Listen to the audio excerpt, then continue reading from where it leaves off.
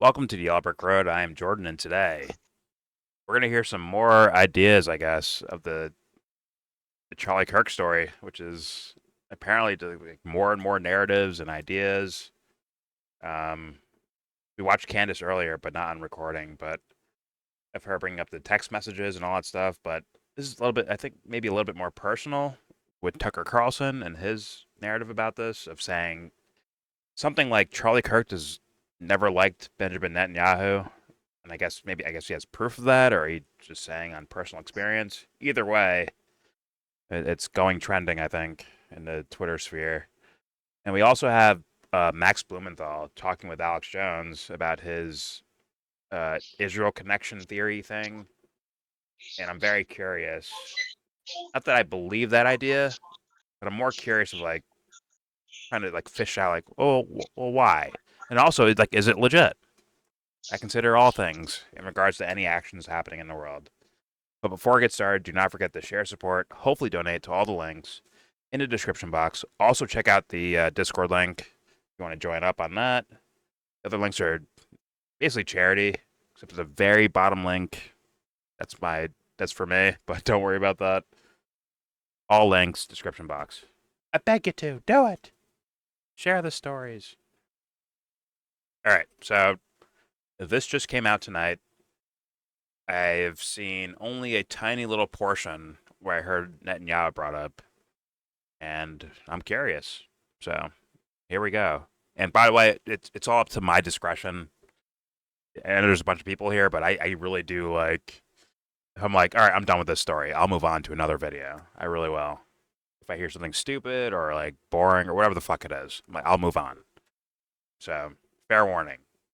But for now, let's hear it out. Here's Tucker Carlson doing like kind of like a Charlie Kirk special of a video. Here we go. Hey, I'm Tucker Carlson. Last week, within just really minutes after Charlie Kirk was shot at that event in Utah, a kind of proxy war broke out over his memory. Who gets to own it? Who gets to use it? Well, the rest of us were still reeling in shock, trying to figure out what happened. A ton of people appeared online, not just in this country, to tell you exactly what happened, exactly what it meant, and exactly what we should do next.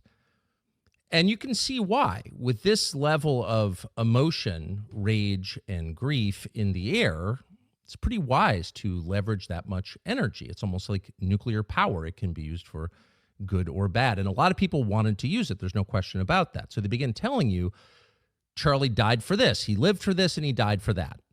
So the crazier reaches of the left, it was Charlie was a Nazi. And the lesson is Nazis get killed. It makes sense. He was a bad guy who got what he deserved. And I don't know where you heard that out loud. Certain parts of the right immediately told you that actually this was about something completely different. You know, Charlie died for Israel. Many times the Prime Minister of Israel said that, and so did a lot of other people. Charlie was a defender of Israel, which he was, by the way, and therefore he died for that cause. But none of these explanations, all self-serving, are really satisfactory. They don't capture who Charlie Kirk was, and on some basic level, they're dishonest. Charlie was not a Nazi. He was not killed because he was a Nazi. Yes, he was a defender of Israel. He didn't die for Israel, however. Why did he die? What was his life about? What was the sin, the core sin that Charlie Kirk committed against somebody, power, that got him killed in the end? And the answer is right in front of us, certainly those of us who knew him. Charlie's life was defined by his Christian faith, not his spirituality, but his belief in Jesus, his life as a Christian. And everything in his life flowed from those beliefs. Everything he did, said, and believed came from the fact that he was, above all, a Christian. And that is and was, and in fact has always been, deeply provocative and offensive to the rest of the world. Now, I'm going to stop Mr. Carlson here for a second. Like I said, I'd feel like as though, and I truly believe this, where I feel like I've seen plenty of moments of Charlie being deceptive and lying. Is that Christian to do that shit? I don't think so. Or even to like deceive younger people, like on purpose. That can't be a good thing. Or maybe Charlie was aware of what's happening in Gaza and he defends it and actually does PR to make people look away from that. So, yeah, like, I don't know. It just already sounds like another person writing their own story instead of like going with what people actually saw. Maybe knows him personally. Maybe Charlie had different ideas, in his private moments with his friends or family. But the thing he actually broadcasted to the world was a full of shit motherfucker, bro. Like, straight up. You got to be real about that. Like, what was the reasons? I can't say I know, but like, it seemed like he was doing that. Anyways, here we go. And why is that?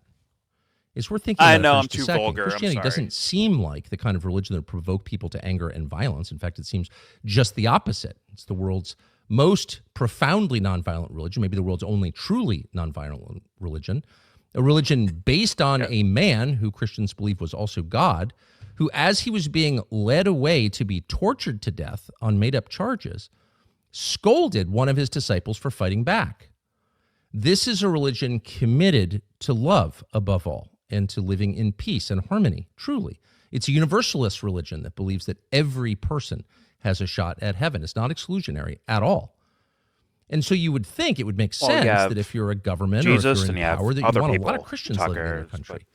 Because they're not going to cause massive problems. Not a lot of sincere Christians are fomenting insurrection at any given moment. Pretty much none, most of the time. They're tidy, they get married, they love their children, they pay their taxes, they're committed. Oh my God. So why wouldn't you want a nation full of Christians? Why wouldn't you encourage this religious belief, even if it wasn't yours? Why would you hate it? Well, there are a couple of reasons.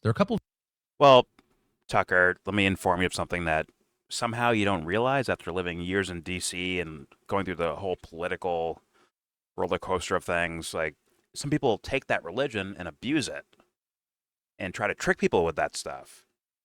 And then when they do their bullshit tricking shit, someone might adopt that version of religion, a la Stephen Crowder. And people might view that like maybe there's different, I don't know, kind of like breaking offs, if you will, of different ideas for different groups and all this shit, depending on where you live and your conditioning factors and all that stuff. Like it's not because you believe or repeat the words of something that all of a sudden you are adopting Tucker Carlson's version of it. It's not the way things work, my man. I'm sure he knows that, right?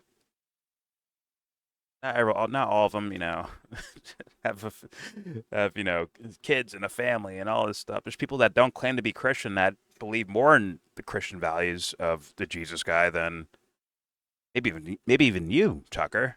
Believe it or not, based on your experience, I've seen out loud. But like it's to say, like, well, Charlie was Christian, so thus he's like this, is bullshit. I've seen the guy fucking like blatantly like kind of lie, in my opinion. And yes, people can do violence in the name of their interpretation of some sort of religious thing. Or someone can get tricked into committing violence in the name of whatever religious thing. These things happen, Tucker. We're not robots, my man. We're human. Here we go. Things about Christianity, and these were evident throughout Charlie's public life, that are deeply provocative to the people in power. And the first is the insistence that Christianity comes with inherently that you are not God. You are not God, and neither are your leaders. God is God, and all of us stand before him in the end to be judged, and all of us will be found lacking. Sorry to get into a religious argument, but you already said him. That already fucks the entire argument you're making right now. But let's keep going. Christians believe the only way to heaven is through Jesus. That's the only way. It means you're creating God. But all of us, whether we believe in Jesus or not, are fallen. We are sinners. We are less than we ought to be. We are not gods, and neither are the people who lead us. Whatever. And this has a lot of implications. The first being, if you're not God, you don't get to do whatever you want. There are limits. There are rules that you didn't write that you have to abide by. That's not a judgment. That's a statement of fact. Some call it natural law. Maybe for you, Tucker. Every function. I do what I want. At the beginning of time. I do what I want. The basis of our society that's is your the word, Christian natural understanding of justice. So, I'm natural. That's your shit. From That's your that shit. belief. You are not God. God is. He writes the most basic rules. You abide by them. God speaks through That's the me. basis of our law. That's the basis of Western law. And that is a threat, as he a does with challenge everyone else. to people who would ignore the limits on their behavior, very much including our leaders and very much including the most powerful people in our society, whether they're elected or not. Nobody wants to be told you're not allowed to do something. I am And unfolding a Christianity beach chair inherently right now. tells Kicking people back. that. Doesn't judge them. It just states it clearly. No, you do There's not have beaches the power in to kill, Alaska? possibly in self-defense, but you can't just go killing people. And you can't go killing people because, and this is the second thing about Christianity that tends to set the teeth of the powerful on edge, Christianity insists that every human being is created by God, every single one. And that means that every human being has a soul, a distinct, unique soul created by God. It is, once again, the only true universalist faith there is. And the New Testament is the story of this, an underread collection of books. That is not the story of the Old Testament. It is very much the story of the New Testament. In the New Testament, all people are God's chosen, every single one. And the story itself makes that point. He brought up the tagline of God's chosen. Founder of most Christian churches in I'm the already early worried, Near East Tucker. was a former Pharisee, a Jew who was in charge Still talking of about Christians until he famously met Jesus on the Charlie. road to Damascus. His name was Saul. It became Paul, and he is Giving the us a most lesson. prolific author in the New Testament and the basis of a lot of Christian Maybe he theology. did that to get by. And his life tells the story. People can change no matter what they look like, no matter what they now. previously believed, no matter where That's they're blasphemy. from, no matter what language they speak, Talk about so I mean, because they are created by Whatever. God. And every person, every single person, whether you like them or their relatives or the way they look or not, has that chance because all were created by God and all were loved by God. That is the basis All right, of do Christianity. 3 Hail That's the Christian Marys. story. And so a sincere Christian proceeds with that belief. There Well, is people no deny me when I say things like that. tribalism It's in crazy. Christianity. There I didn't is get it from no Christianity, identity politics. It's the opposite. You may You have to get prefer it to from be with people who Christianity. look like you. That's fine.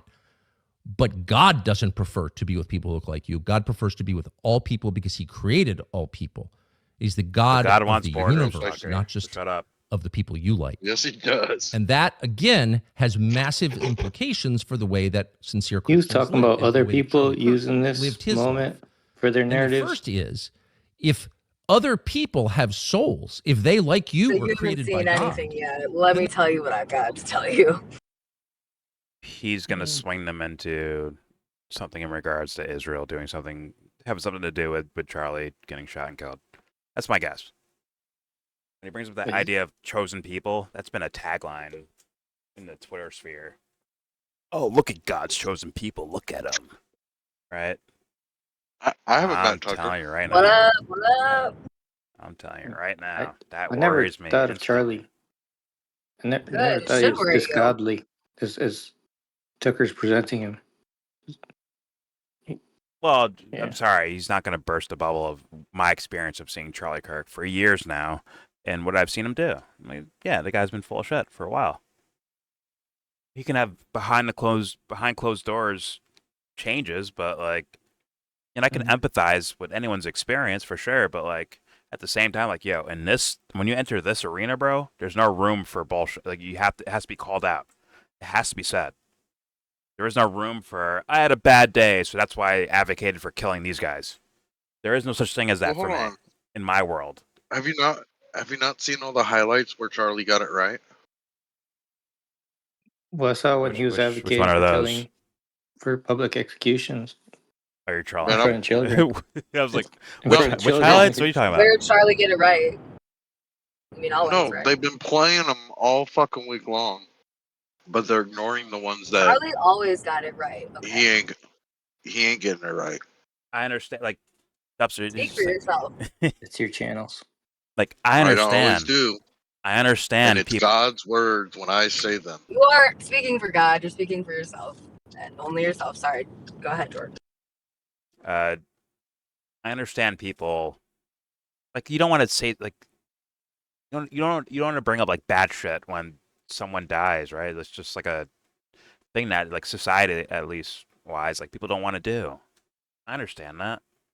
Once you enter back into it a certain arena, there's no room for that. There's no room for that. No. It has to be because guess what? People get killed off of this shit. Or look at the laws that they're trying to pass through all this stuff. Like you can't allow it to happen as a person that's trying to mean well. If you're ignorant, you're ignorant. That's whatever. That can happen. That happens with everyone, right? But if you're aware of certain things, of like actions taken by governments or whatever in the political arena, can't allow room for bullshit. You could be like, damn, bro, I feel bad for Charlie. I'm not going to say anything bad about him today.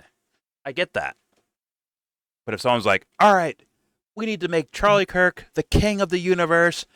Everything he's ever said, we're going to follow it to perfect law. Directly, whatever the fuck he said. You have to be like, nope, excuse me, nope, we're not doing that. Sorry, excuse me, we're not doing that. Right? Because, once again, I empathize with people that care about the guy or want to care about the guy. That's fine. I understand that. But you can't enter certain arenas and be like, well, listen, Charlie was changing his mind about Israel and yada, yada, yada, yada, right? And then, like, kind of spin it in a direction to, I guess, get us to do something about it or think a certain way. Which, once it's worthy of investigation for sure. Everything is. But I get a little weary on what people are actually doing with this guy's death. I get very weary. Didn't he open with people are trying to claim who Charlie is, and it's powerful? Yes. Yeah. Instead of leaving room for the guy, right? The ultimate version of empathy. Leave room for Charlie Kirk to be Charlie Kirk. Whatever he did on this planet. And then the quiet moments we don't even fucking know about. Right? It's like leave room You for... might not know about him. I But think God he's inserting him in the Bible right now. Oh, I got it. I think he's just adding him in there. Well, I don't know exactly. Once again, I heard the one quote about Netanyahu and Charlie not liking him, which could be true, right? But well, let's let Tucker go over it, I guess. I don't like him, but I do agree with him. I don't like him, but I'll do exactly what he would want me to do. All right, here we go. And They I have don't know freedom yet. of conscience. You can tell them what they ought to think, but you can't make them. You can tell them what they ought to say, but you can't force them. Christianity does not convert by the sword. It can't. It requires free will, and it requires free will because it respects All morality the requires individual conscience emanating from the distinct soul of every human being. And that is why in the West, which is based on Christianity, our civilization is a Christian civilization, tattered though it currently is, collective punishment, hurting people for the sins of their when relatives was it fully Christian? is unthinkable. It's a crime. I get what he means. Because Western each philosophy, person essentially, is will what he means. stand Western alone moral as he was philosophy. made before God. And every person is equal before God, fundamentally. Doesn't mean each person is equal in his ability. It doesn't mean each person is equal in the choices he makes. Of course not.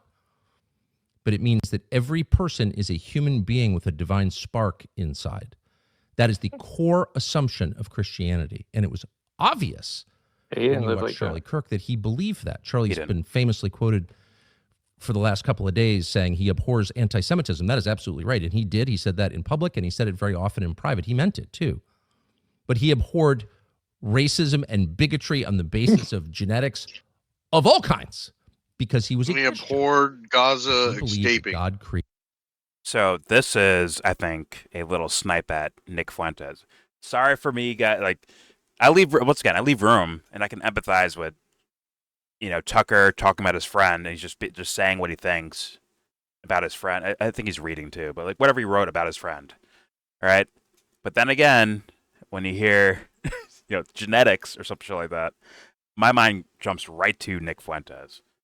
And obviously Tucker and Nick Fuentes have like a beef, right? And I'm sure Tucker Tucker say many of the same things. Because the clips are coming out, yeah.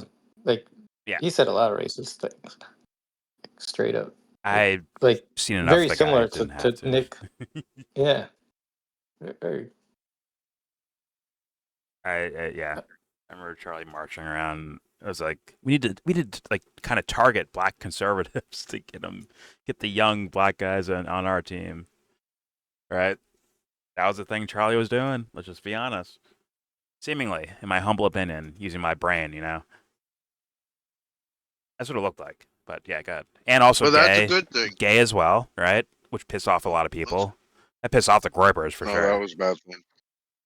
Yeah, I'm just that was a saying bad thing. that pissed people off. Of like, yeah, there's gay You're conservatives. not what the welcome fuck? on the right, Jordan. You're not welcome on the right. Don't try. I'm gonna hit play now. That's Here we go. That's the gay reference, not black reference. Yeah, explain your Now, jokes, why please, is this a for the problem world? for temporal authorities? Why is it a problem for the people in power? Because once again, it circumscribes what they can do. It sets a limit on their powers. If God created each person, including the infuriating, annoying, disastrously wrong person I'm talking to, then I can't force him to repeat my creed. I'm not in charge of his conscience. Only he is. Nick Fuentes. And that is a limit. So when Charlie Kirk said, I believe in free speech, he didn't simply believe in free speech because it was in the Bill of Rights. He understood that it was in the Bill of Rights because it's in the New Testament. He understood that's a right that comes from God, bestowed on all of us at birth. And he felt his job, his duty, was not simply to protect it, but to live it, to show people what that looks like. And I just want to play many clips we could play of Charlie Kirk on college campuses. He spent his whole life To die for his cause? No, wait. He said free speech, but he's going to bring up the idea of Netanyahu, or of Charlie Kirk not liking Netanyahu. Why would he keep that secret if he's living the free speech? Whatever. Okay, let's find out. Here we go. Most of the time. And as an older man, I often said to him, how the hell do you get on plane after plane after plane? But he felt an evangelical duty, small e evangelical duty to do it, to get out there and talk to people. Small e, okay. Why? Not simply to build a coalition or get this or that person elected. Trying to rewrite but because he believed as a Christian that convincing people voluntarily with words, in the beginning was the Word, and the Word was with God, and the Word was God. So the Gospel of John begins. Words are the key to winning people's minds and their souls. But I'll leave it alone because I have 10 million arguments for that. But here we go. And he really meant this. He wasn't just repeating the words. He meant it. And it was obvious in the way that he interacted with people who disagree with him and people who hated him. Bible. Here's one clip that tells part of the story. Would you want someone who is not necessarily stable or ready to bring a child into this world and provide that child the life it deserves? Would you want them to still bring that child into this world? Without a doubt. Every life has a moral obligation to be able to live. If I can't give that child the life it deserves, why am I bringing it to... Got it. No, this will be my last question. I want you to think about it. If a single mom has two 2-year-olds, twins, and she wakes up one day and says, I can't do it anymore, I can't give them the life they deserve. But that's just not the circumstance. Hold on. Should she be able to take out a shotgun and kill both those kids? No. How much you fucking Because you ass? think that would be objectionable. That's why I think it's objectionable to eliminate 2 babies that are 6 weeks old, because they're morally the same thing. One just happens to be bigger. One just happens to be older. One just happens to be outside of the womb. They're both human beings. And you have something in you that says, no way is it okay to kill a 2-year-old. That's called your soul talking. You have something in you that tells you the truth. But you can call it instinct if you like. Charlie Kirk referred to it as... that it would be an open argument. That'd be against birth control, masturbation, on and so forth. It'd be against those things as well, right? You shouldn't, Because those are potential shouldn't kills. have birth control, and you shouldn't masturbate. Shut the fuck up, Neptune. We all sin though. I'm just saying, like, it'd have to go to those levels. And as far as I understand, Policing Kelly that be a has messy what, job. 2 kids? Yes. I'm just saying. But all right, here we go. It's the Whatever. soul. I'm going to leave the philosophical arguments alone. Both kind mean of. the same thing. You have the spark of the divine, There's arguments to make. God's spark inside you, and it reacts, it hums, it vibrates like a tuning fork. And you know on a basic animal level, like your dog knows, when something is wrong. You can feel it. Okay, see, here's the thing. I'm going to leave the philosophy alone. I'm just going to do, like, sociological comparisons here, because I brought up the fucking, for the 8th fucking time, the 20th fucking time, the fucking dudes in Venezuela on a boat. and they got blown up. Now maybe Charlie was not aware of that. I had drugs. But guess what else Charlie was probably aware of? Other events that happened across the world. Now, if Charlie's in heaven right now, watching us behave right now, wouldn't he be like, damn, why aren't they giving as much care about this thing over here as they are with me dying? That's what I was asking. Yo, it's a fucking God begs us to move in this direction. How come no one's acting like it? Seemingly. I heard heaven's like an endless party after you die. You do all your hard work on earth. Then you get to have all the fun in heaven. Okay. Like there's no longer responsibility. Okay, fair That's enough. what they tell you. Which verse was that? I'm sure everyone has their own idea of heaven because we all like different things, obviously, right? But whatever. I'm just saying, like, why isn't the care of the situation the same in some other situation? Whether they're known, famous, in America, or unknown, no one knows them, random foreign country. Why isn't the same care given for the same, actions that happen? And I stand back, I'm like, Because you gotta defend your I don't nation know. first. I can't understand it if it's all based on Christian principles and shit like that. Doesn't we're all made in God's image, no matter where the fuck you're from, right? I'm just saying. I'm just saying. I've seen like some weird reactions to different things in different ways. Is it They blew conditioning? up those drug dealers to protect people. But Charlie would have had to come across those things at some point where it's like, damn, this thing happened over here, but no one gives a fuck. Versus this thing over here that everyone gives a fuck about, at least in America, all right? And he has to look at that and be like, well, what's the difference? Right? If he actually really, really cared about the topic, wouldn't he like investigate that? Like, why is there such a different reaction to these things? I would hope he would do that. Maybe he's a dummy. He just didn't realize to do that. That was violence to stop hurting people versus violence to stop healing people. Okay, but if this guy's a far left Antifa guy, in his mind, he thinks this is stopping. Oh, he's bad. That's in that. You do all the violence you need to stop that. All right. On a serious note, Dubster, if this person was far left Antifa guy thinking that Charlie Kirk is actually hurting the world, then it's the same thing, is it not? No, because Antifa's actually the bad guy. I get your trolling, but I was actually trying to go over that. I'm not trolling. Okay, man. All right, let's keep it moving. And the whole purpose of modern society, it seems sometime, is to get the rest of us to ignore what we know. That vibration inside us that tells us the truth. Always, it never lies to us. Charlie did not ignore that. And you'll notice that in the end, he appealed to it with that young woman. He didn't scream, "You're a murderer," in his face, though he considered abortion murder, which it is.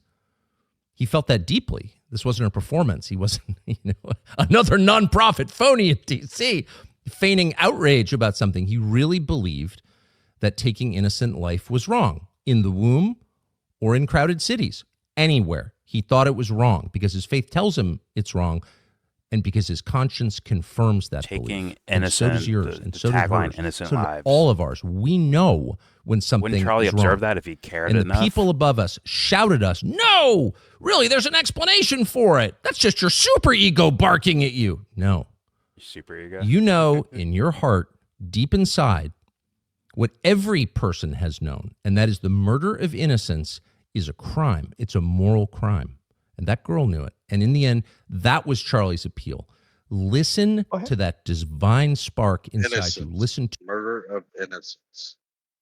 That's the He's talking like he really knows Charlie. Maybe he does. But why is he so different? Like, there are so many in the show. There's so many philosophical arguments. I could be just carving this guy up, but I'm just letting it go. Well, human lives. Well, how do you know, like, why is that one better than the other? The book said so. Who wrote the book? Some guys. But it's God, though. At the same, like, there's so many fucking things you can go into. Blasphemy. Yeah, I got it. As you're giggling. Here we go. To your soul speak to you. Who's giggling? Turn off the music. Get off the drugs. Your super ego. Push the distractions, which it's hard to believe aren't actually designed to crowd out that humming inside us. And it's a And normal be size still ego. for a moment and accept what you already know, what you were born knowing. Listen to that. Only someone who appreciates the person he's speaking to as an actual human being could speak that way. Notice how rare that is. It's been noted in the past couple of days, Charlie was a free speech champion. Absolutely he was. And I pray that that's his legacy. But I also think it's important to explain why that mattered to him. It was not abstract in any sense. It was central. It was the core. Because consider what it means if you don't respect free speech, which is another way of saying free conscience, the right of other people to make up their own minds about the basic questions of what is right or wrong. And well, once again, staying away from philosophy. Let's go to sociology and the way the guy moved around. You could say, like, oh, I'll let anyone speak in front of me, right? But the way Charlie argued was very much like he has like probably had like a binder like Crowder does of counter arguments for things. like pre-prepared counter arguments for things for the sake of kind of shutting down someone actually saying what they feel or think about the world. Just like in the same way when I saw him debating, not him, but I saw Josh Hammer debating Dave Smith, and Charlie was the moderator, and there'd be certain things that get shut down by Charlie, the moderator, where it's like it's not actually about open discussion.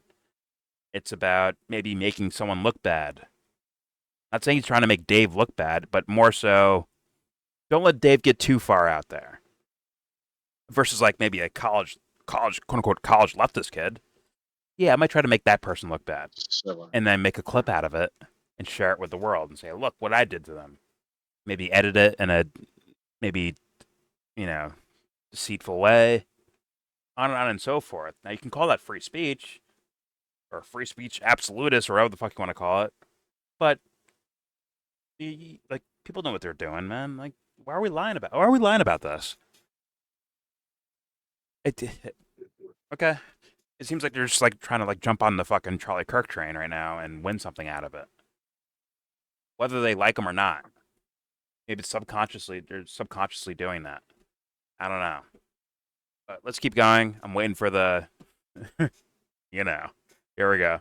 To express their views on those issues. If you don't acknowledge the right of other people to do that, and if you take steps to prevent them from doing that, what are you really saying? You're really saying, I don't think you have a soul. I think you're a meat puppet I can control. I think you're an animal, maybe sub-animal. You're a slave. Horrendous. You're a person to whom I can dictate belief. I don't acknowledge that you have the right to come to your own conclusion is another way of saying I don't acknowledge that you're a human being. It's dark. There's nothing darker than that. And trust me, they believe it. The ones who've thought about it. Once again, that's what the death penalty is, Tucker. That is the death penalty, meaning there is no redeeming you. You are fucked. No redemption. Okay. You're a lost person. Like, we have to kill you because you cannot contribute in any form or fashion to the world we live in. I don't know. So, oh, my bad. Here we go. And there are a lot of those. But for a lot of people, particularly those who are just repeating what they think they should say or responding to the momentary rage of the moment, they just throw stuff out. And we've got to hope that the Attorney General of the United States, Pam Bondi, is in that category. Whoa. She said this just yesterday. Watch. There's free speech, and then there's hate I speech. just did this video. And there is no place, especially now, especially after what happened to Charlie, in our society. There's free speech, and then there's hate speech. This is the Attorney General of the United States, the Chief Law Enforcement Officer of the United States, telling. Forgive me, I'm going to pause this, but like, just notice how we went from the ultimate God of the universe, religion thingy, spirituality, now we're here. Just keep your eyes open. How it slowly transitions into politics. You watch. And how he opened it. He opened it saying this exact thing. Yeah. Here we go. Telling you that there is this other category called hate speech, and of course the implication is that's a crime. There's almost no sentence that Charlie Kirk, and I'm not running the risk of appropriating his memory for my own ends by saying this, it's provable. There's no sentence that Charlie Kirk would have objected to more than that. And you've got to think the Attorney General didn't think it through and was not attempting to desecrate the memory of the person she was purporting to celebrate, that she just threw that out there, that she hadn't thought about it. You hope that. You hope that Charlie Kirk's death won't be used by a group we now call bad actors to create a society that was the opposite of the one he worked to build. You hope that. You hope that a year from now, the turmoil we're seeing in the aftermath of his murder won't be leveraged to bring hate speech laws to this country. And trust me, if it is, if that does happen, there is never a more justified moment for civil disobedience than that, ever. And there never will be. Because if they can tell you what to say, they're telling you what to think. There is nothing they can't do to you because they don't consider you human.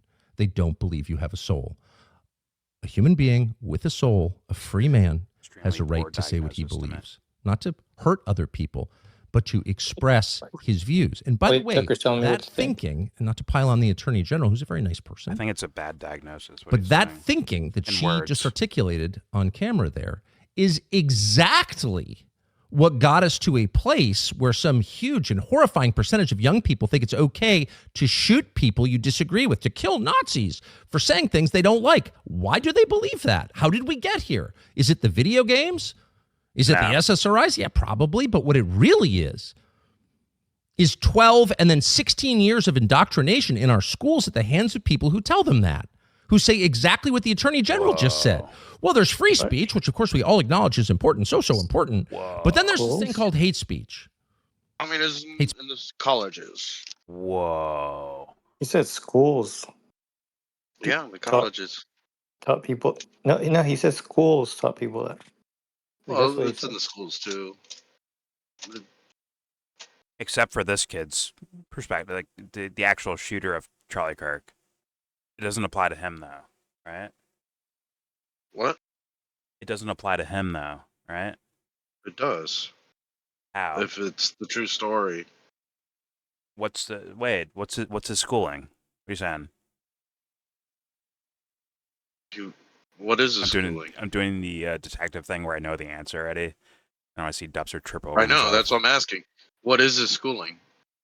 You apparently went to Utah? one semester in the pre-engineering program, and that was in 2021. You did that.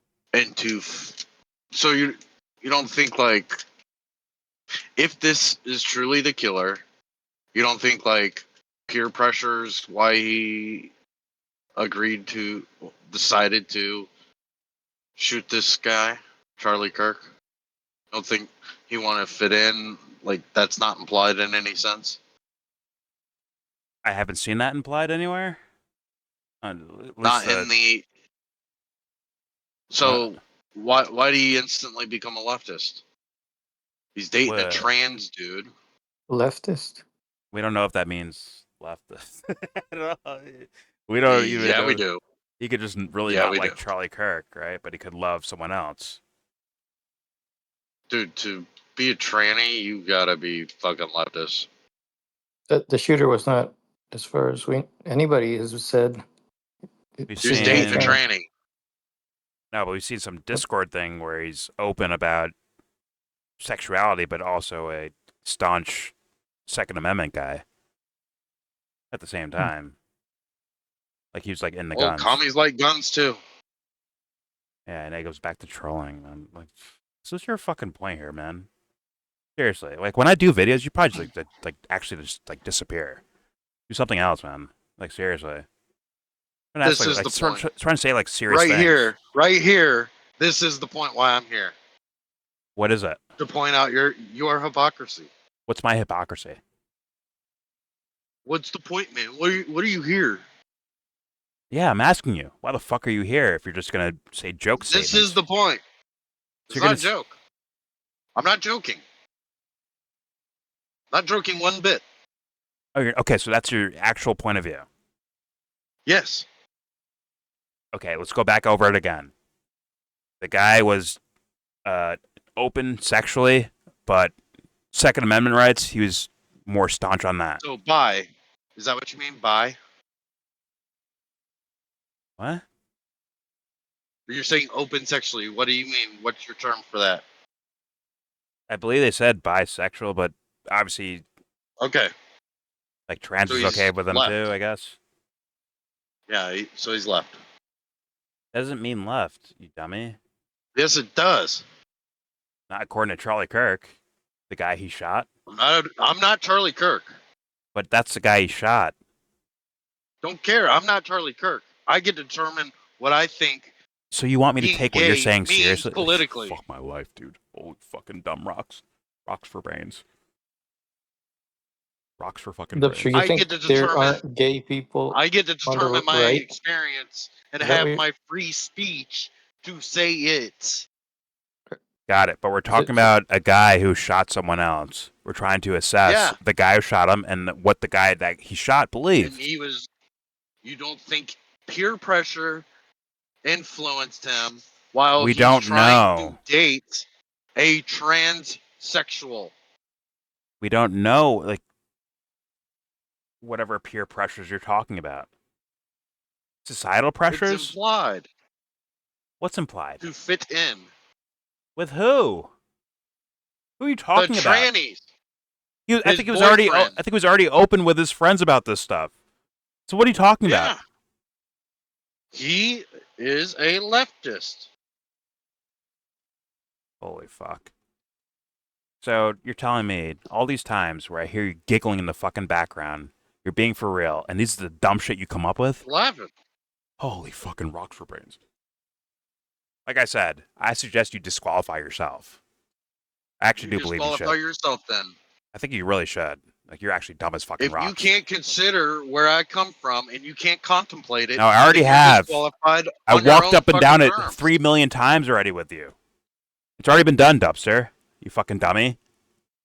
I explained it and you just made it sound like you didn't understand it. No, I'm saying, I understand what you're saying. It's just stupid as shit, though. It's dumb as rocks. That's my opinion. Not, though. It is dumb as rocks. Pretty simple. Bro. Okay. He's on the left. Gay. Meanwhile, Charlie Kirk did tours around the country. Like, hey, conservatives can be gay too. So why the fuck why the fuck would that guy shoot him then? The actual position is you're doing a sin that you need to correct. That is the actual Christian thing. Yes, we're all sinners, but that is a sin. You should correct it. Okay, so the shooter came from a Mormon background, right? Which is different than Charlie Kirk's background. I don't know that. Actually, probably harsher. I don't know if it's actually, I don't know if it's Mormon. It's Christian though, Christian background from his family, right? I think I think I heard it was Mormon, but maybe it's not. It's just Christian, whatever. But Charlie Kirk did tours around the country of, hey, we're all God's children. Yeah, you could be gay and be a conservative. I mean, I agree with. I don't agree with Charlie there. But the shooter does. Does he?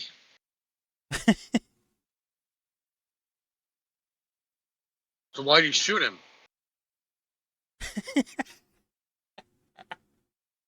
That's exactly what we're asking, Dubster. What the fuck, dude? That's like the question. Literally exactly what we're asking. I mean, you're claiming he's a gay that's in support of Charlie. So why do you shoot him? I didn't say. Holy Christ! He doesn't even listen. That's exactly what you just said. He doesn't even fucking listen. I said, why would he shoot it? Why am I doing this with you? Seriously. I don't know. I really don't know. Because you don't fucking listen. Like, you're just making shit up as you go. I am listening. I heard you fucking say it. I said, why would he shoot him if he's... I think you intentionally didn't hear it properly because that's... I mean, if you made a little effort, you definitely get it. I think he's just a bot. Then I'll go with he's a bot. You know what, Dubster? I'm gonna take you serious as like you're gonna say what you really believe when I hear you fucking speak. I do. I'll take it seriously. I do. But guess what? You're probably a fucking bot, though. You're a bot. So you're gonna call me a bot? I still don't care. Okay? I'm not here to personally insult you. This is the way you act, my man. Wake the fuck up. Wake up. Names will never hurt me. Sticks. Wake the fuck up is what I'm saying. Names will never hurt me, but sticks and stones break my bones. Even fuck that one up. All right, let's keep it moving. Here we go. Fuck nothing up. Said it fucking plain as day. But they don't define it that way. They define it as speech that hurts people, speech that is tantamount to violence. And we punish violence, don't we? Of course we do. They've been taught that every year of their lives. And so naturally, most of them believe it. So when Charlie Kirk is shot in the throat with a 30-06 on camera, I doubt very many young Americans want to see something like that or actually applaud the death of a man, a father, a husband. But they've been told for their entire lives in schools exactly what Pam Bondi just told them. Well, there's free speech, but then there's also hate speech, and woe to those who engage in it because it's a crime. That's a lie. And it's a lie that denies the humanity of the people you're telling it about. And so any attempt to impose hate speech laws in this country, and trust me, there are a lot of people who would like them. There are a lot of people who'd like to codify their own beliefs by punishing those under the U.S. code who disagree with their beliefs. Any attempt to do that is a denial of the humanity of American citizens and cannot be allowed under any circumstances. That's got to be the red line. Because I definitely see, I've seen some of the kind of callous reactions to things from some younger people, for sure. And yes, this is the very thing that I made a video with Cornel West, so that you can't just dehumanize people because it can lead to somewhere very bad. And that's what I'm saying. Charlie's just some guy, like, but at the same time, you see, like, dumb kids doing things, like, in videos on TikTok or some stupid shit like that, where they're, like, they don't even know what the fuck they mean by what they're saying. Almost like dumb fuck Dubster here. It's, like, almost the same phenomenon of, like, not knowing what you're saying, but you're just saying it anyways, and in some sort of prideful state. And it's like, guys, that's not going to fucking do anything for you. Names. It's not going to do anything for you guys, honestly. You should try to engage with your conscience when you do things. I turn him into a baby. Look at him. Choo-choo. Here comes a choo-choo train, Dubster. Here we go. Ready? Again, when they can do that. Character assassination. It works. This is something, by the way, that Charlie thought about a lot and that I had occasion to talk to him about a lot. And I really don't want to make any of this about me because it has nothing to do with me. But I did have reason to have these conversations with Charlie a lot, many, many times over the past 3 or 4 months. And this began at an event that he held in Florida in July, the TPUSA M-Fest event, Turning Point event. I often go. I always have the best time. I always see Charlie ahead of time. We have a cup of coffee in a hotel room, we talk about what's going on. In addition to being, of course, a conservative advocate, he was also a conservative organizer and a coalition builder, and he was very involved in politics in a way that I'm not, so it was interesting as hell. But it was also a way to learn what young people are thinking about, talking about, because he was on college campuses all the time. And what is the state of a couple of big debates that are happening within the Republican coalition, particularly around foreign policy? And Charlie's views on foreign policy, which I think are fairly well known now, a lot of people lying about them, were evolving. But had really evolved. And who knows why he reached the conclusions he did. I think his Christian faith informed them mostly. It was also the experience of talking to young people. And his views were very much like theirs. He believed that the war on terror had been a net loss for the United States and it caused incalculable damage, not just economic and physical damage, but spiritual damage to the United States. It was bad. We got nothing out of it. We were only hurt. And he didn't want to see that again. And he felt very strongly about that. And, of course, I agreed. And so before that speech that I gave in July, we had a conversation about this backstage right before I went on. And I was fulminating and getting all red in the face like I often do, to my shame. And I was mad thinking about this and thinking about the effort by the neocons in the United States to draw us in to another forever war with Iran. It's not a defense of Iran, of course. It's merely an acknowledgement that we've done this before. This happened in Iraq, which we entered into at the behest of those same foreign policy strategists, and it didn't work. And so I was going on at some length backstage with Charlie, and I said, probably not going to talk about that. I'm not going to torture you. I know your donors hate this when I say that. And also Epstein was in the news, and it was clear to me that, Epstein's probably not like a Mossad agent or something, but Epstein clearly had contact with Israeli intelligence and American intelligence and French intelligence, but the only one you're not allowed to talk about is Israeli intelligence. But it seemed true to me, and I had done some work on that. I knew a bunch of people pretty close to that story, so I thought that. And I said that to Charlie, and I said, but I'm not going to say that because I don't want to make your donors mad. It's going to be like an endless. The audience. What's up? Tucker admitted right there he curtails to the audience at hand. Was he saying that? I'm not sure he was saying that. Go back like... Well, explain what you mean first. I didn't really hear that. So what he said was, when I talk to you, Charlie, in front of your audience, I know they don't like to hear that, so I don't really bring it up. They started talking about how Epstein was an Israeli spy. No, he's saying it's connected to Israeli, American, French. But I'm saying but you can't say Israeli. He curtails to the audience at hand. That was what I was saying. Well, wait, he's saying Charlie was doing that? I thought you were saying, No, he said when he talks to Charlie, like as in on TV, some format, he curtails accordingly. Tucker just admitted that and flew by on that. Fair, but you could see friends doing that. Like, hey, I'm not here to right, like he did with Ted Cruz, right? Where he's like, I'm here to kind of shit on you. It's not. He's acknowledging. He's saying, hey, I know what your audience likes. This is what I'm not going to talk about. Which is to not embarrass. Yeah, but that'd be. But see, when you're news, you can't do that with your friends. When both of you are news, you can't, with integrity, you can't. Well, I would say Christian, but sure, the news. I see it too much in the fucking news. But anyways, all right, here we go. I backed up probably 20-something seconds. Here we go. Act with Israeli intelligence and American intelligence and French intelligence, but the only one you're not allowed to talk about is Israeli intelligence. But it seemed true to me, and I had done some work on that. I knew a bunch of people pretty close to that story. It was before that, yeah. Okay, here we go. At the behest of those same foreign policy strategists, and it didn't work. And so I was going on at some length backstage with Charlie, and I said, right here. Right here. Probably not going to talk about that. I'm not going to torture you. I know your donors hate this when I say that. And also Epstein was in the news, and it was clear to me that, Epstein's probably not like a Mossad agent or something, but Epstein clearly had contact with Israeli intelligence and American intelligence and French intelligence, but the only one you're not allowed to talk about is Israeli intelligence.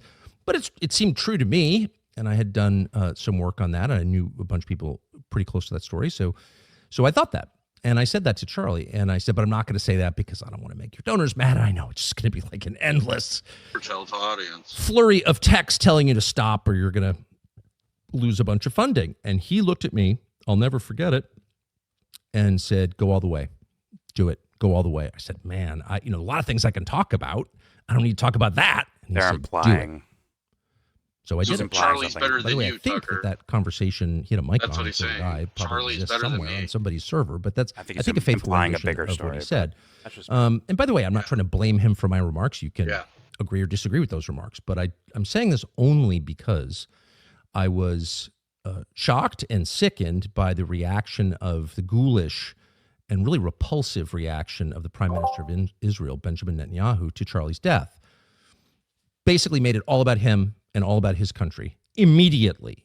trying to take the energy, the sadness, the grief that people felt over Charlie's murder and redirect it towards support for whatever project he's involved in.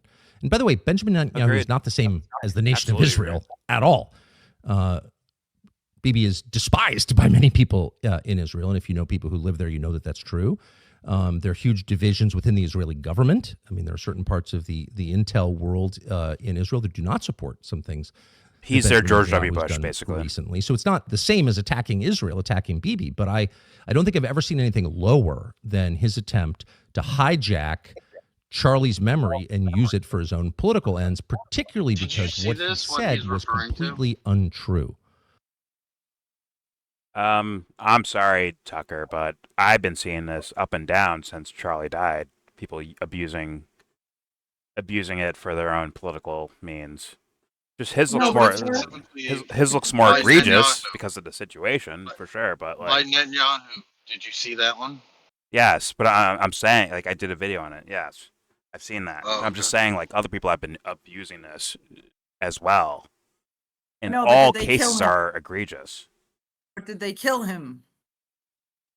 Are you saying Netanyahu killed him?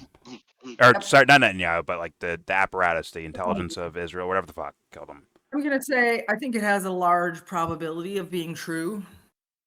I can't say I know. I don't have enough for that, personally.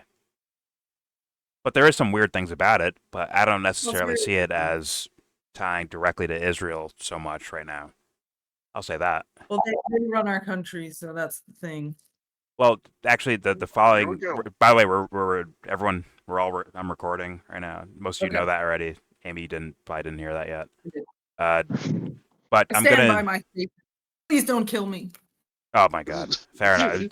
The video we're gonna do after this is Max Blumenthal talking about this. Yeah. I didn't mean you not to kill me. You know. Go ahead. Sorry. Listen, I already wrecked your shit, Amy. Anyways, no, that's a theory that I think Tucker's about to go into, and we have a follow-up video after this, within the same video with, well, to be fair, one of my least favorite talkers of politics, Alex Jones, but it is Max Blumenthal kind of giving like 40 minutes just kind of go off, I think. And so he can present evidence. Fair enough, but he's presenting evidence versus people just like kind of saying side note things. You know what I'm saying? So I'll give it a chance. If there's anything better, any of you guys or anyone that watches this video, please send me stuff. I don't mind going over it. I did not see Kim's. I saw a little bit of like a statement about Kim's take, like a quote tweet, but I have not watched her direct thing yet. Personally, yeah. Talking about the 76. We went over Candace's thing yesterday. What? Yeah. Iverson. What's his name? 76ers. Allen Iverson. Shut up. Here we go. Nope. Kim, the lady. Yes, Kim Iverson. Her brother. Yeah, sure. Anyways, here we go. Where Tucker's gonna say a thing that I saw the clip about this for. Here we go. Charlie didn't hate Jews. He loved Jews. He had tons of friends who were Jews. He loved the state. We know. He loved going there. He's supposed to love everyone. Like we know. He said that to me many times, and he said it to people around him many times. He felt that Bibi Netanyahu was a very destructive force. He was appalled by what was happening in Gaza. He was, above all, resentful that he believed Netanyahu was using the United States to prosecute his wars for the benefit of. Where do you say that publicly? That's what I was about to say, Dubster. It's like, where is that publicly? Now, maybe it's the it was on the day before he got shot. Maybe he said that. Right? I leave room for possibilities. Did you see the thing where Tucker reported on what he claimed to know? I mean, it's not obviously direct testimony. It's hearsay, but he said that Charlie Kirk went in and was trying to lobby Trump not to go to war with Iran. Yeah, it's not good enough. Yeah. Not good enough. Because, well, I mean, you don't have to believe it, but this is his claim, right? No. Charlie also never demonstrated that anywhere. Yeah, I've never seen that. Well, here's the thing. I could believe he could told Trump, like, hey, man, listen, the young people don't like where this is going, and maybe you do something else because you're going to lose the young people if you go through with this. That is a possibility, too. Is that really standing up against U.S. foreign policy, or is that like giving a PR warning of this might fuck your name up if you do this? That's Right. where I'm at of consideration. This is exactly the subject of my space today. Is it because if someone is, well, I mean, that's the thing. You see the action, and then we're all so quick to put the motive on it, which could be, it could be that he doesn't like war. It could be that he's just a PR guy. He's like, you're gonna like hurt our party for the next election. It could be like, you're gonna cut my legs out under me because all my people, my followers are gonna leave, and then the money are still coming, but they'll stop giving money when there's no people who care about this organization. You know, it could be a lot of things. So I think that's the problem. We can't claim to know other than who did it. Just kidding. Sorry. Oh my god. But yes, that is that's basically my point of like, we don't fucking know. What we do have, we have Charlie in his own words as far as like public statements, but at the same time, like, he's more of a human than just what we see on camera, right? He has his personal life, he has friends, he has family, he has, even like in politics, he has like meetings with people. Like, it's not fair to just be like, this is what he was doing, this is what he meant, yada yada yada. But I will say, when he speaks publicly, this is what he sounds like, straight up. And there's no like, for me, there's no second guessing about it. To me, he's very much so a propagandist in his like career life on camera. I will say that through and through. Now, maybe it was a secret plan to like kind of move people in a different direction. Fine, present that evidence or that idea. Fair enough. I can't say I know, but it looks. Did you watch the interview with Megyn Kelly? No. With who? Oh, you got to watch that then. Fair enough. But I saw Megyn. That was right after that meeting in the Hamptons where he felt like they were strong arming. He was very frustrated, and he demonstrated a lot of frustration. And Megyn also frustration about this feeling that how come we can't criticize? It's not that they're against Israel. I hope no one's really against Israel. But the point is that can we criticize the policy and say that we don't even think, I mean, this is good for Israel, frankly. It's not good for anyone. And it's not good for our country. And it's not good for having integrity and morality and honor. You know, can't you say that if that's your opinion? And maybe you're wrong, but it's your opinion. Do you have to get shot over that? I don't know. By the way, I'm not anywhere near that theory yet. I'm still waiting for more evidence to be presented. But at the same time, I saw Megyn Kelly with Marjorie Taylor Greene, and she did the same thing. Where at first she was combative, right, kind of like protecting this idea of like the Israeli state and what they're doing and all their actions. And then near the end, she started like, oh well, why can't we just criticize them? What's going on here? And it's kind of turned into this thing where like, if I had to guess, Megyn's aware as much as Charlie was aware of like, yo, the audience is not liking this direction, whether it's about, you know, where I would look, which is like the human loss, what's happening in Gaza. But then there's the other argument about financial losses of, hey, why are we giving these guys money to do this stuff? Huh? What are we giving them money for? We're losing, like, we're already in debt. Why are we giving them money? Which is another argument I see some of these content creators make in regards to what's happening in Gaza and all that stuff, and what's our relationship with Israel. So it's like, I could see that. Real quick. I've even heard. Real quick. Let me say this one. It's one of the arguments. We shouldn't give Israel any more money. They got enough weaponry to defend themselves. Like, we set them up good enough. They should be able to take it from here. That has been a conflicting story. Did you thing, see but yeah. Tucker's speech at Turning Point USA this year? Did you see it? Yes. And he said, and I think it's true, that everybody knows that if you criticize the policy on Israel, you will be smeared, you'll be attacked, you'll have a whole huge headache that you may or may not be ready to take. So just because you don't say it doesn't mean you're a liar. And just because you do say it doesn't mean you're a grifter when you do finally come out and say it, although that could be the reason. So I just think it's very difficult, and that as if we want to have a free society, we just have to be allowed to have the discussion, and we have to say, okay, call me any name you want, but that can't stop me, you know? Bam. And that's fair enough. Maybe I'm wrong, but then show me the And Bonnie, evidence. this lady is speaking hate I'll speech. give you my evidence of behaviors where it's like I've seen Megyn Kelly try to satisfy her audience because you can see the rumblings of different ideas popping up. I've seen Charlie do that with certain ideas that are in the kind of political milieu, and it's rising up. Whether it's for Charlie, young people, maybe Megan's, maybe it's a little bit older crowd, whatever, to where like people are starting to ask questions. So thus, if I was like, let's say I was like hyper, BB, I got you, bro. Hyper pro Israel, right? I got you. But these people don't like what you're doing over there. They don't like what's being said. So you know what? I'm gonna give them some some crumbs to make them think that I'm actually criticizing them. But later on, I'll move them back towards this area. And I've seen that with Charlie. We've seen it with Epstein, like very directly. We saw that. In fact, there was an article about it, right, of him initially kind of questioning the Epstein story, right?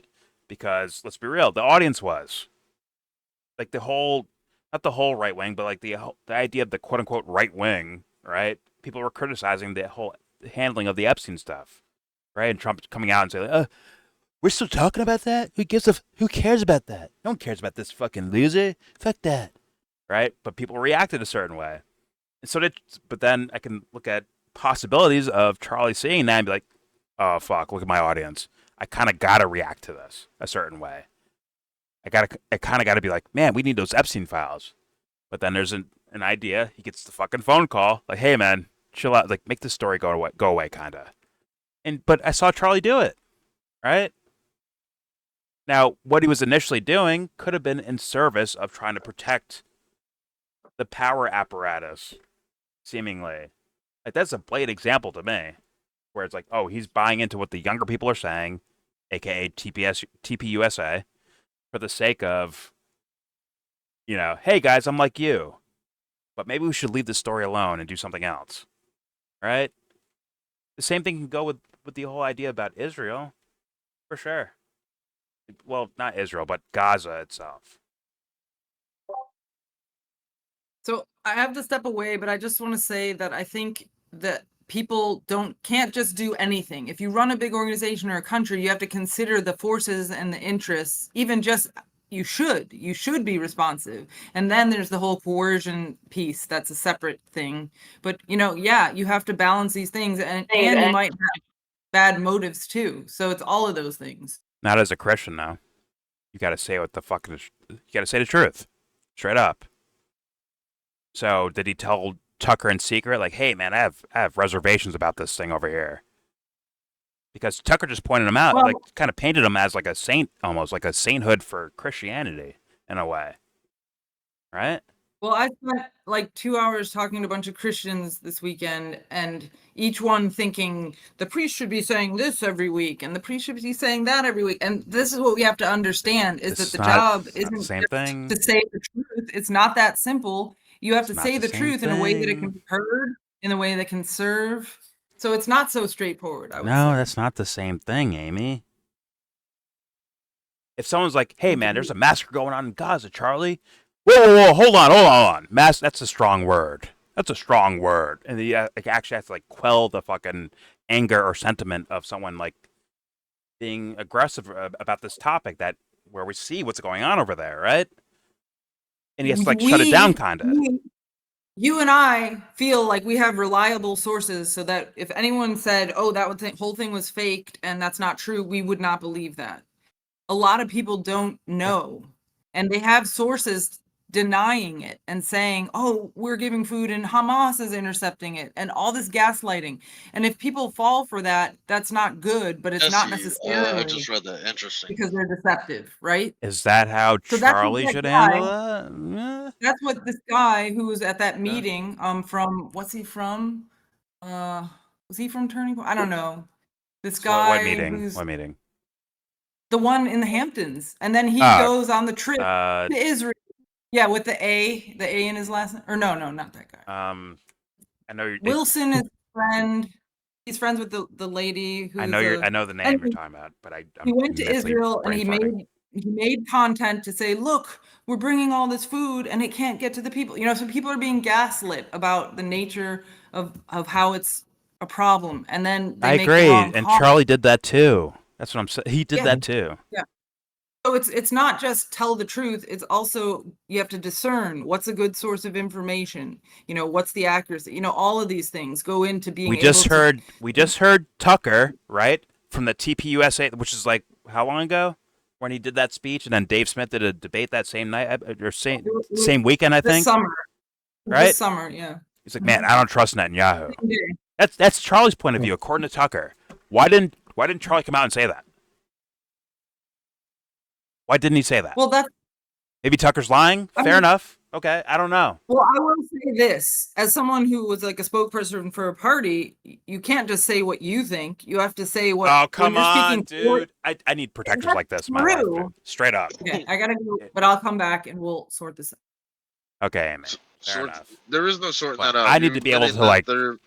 like, if I did that... politics. What would happen in this Discord if I did that shit? Ain't real. No, this is what happened in the Green Party. The Georgia Green Party took a position that a man or women have a right to biologically women spaces like prison cells and like locker rooms and bathrooms. Not everything, but a few things, right? And then they were disagreeing with the National Party. So it would be wrong to be like a media person for the National Party and say that was the position when it was only Georgia's position. But if you're Georgia, you can say, yes, this is our party's position. You do have to have responsibility when you speak on behalf of an organization to honestly represent the organization. Oh, come on, but he has Charlie Kirk, the personality to say things. That's not even wiggling. That's being honorable to your position. Have you ever done it? That is not what's being asked. He does not have to go out there and say, I'm TPUSA right now. I'm saying TPUSA shit. He speaks for himself. He can.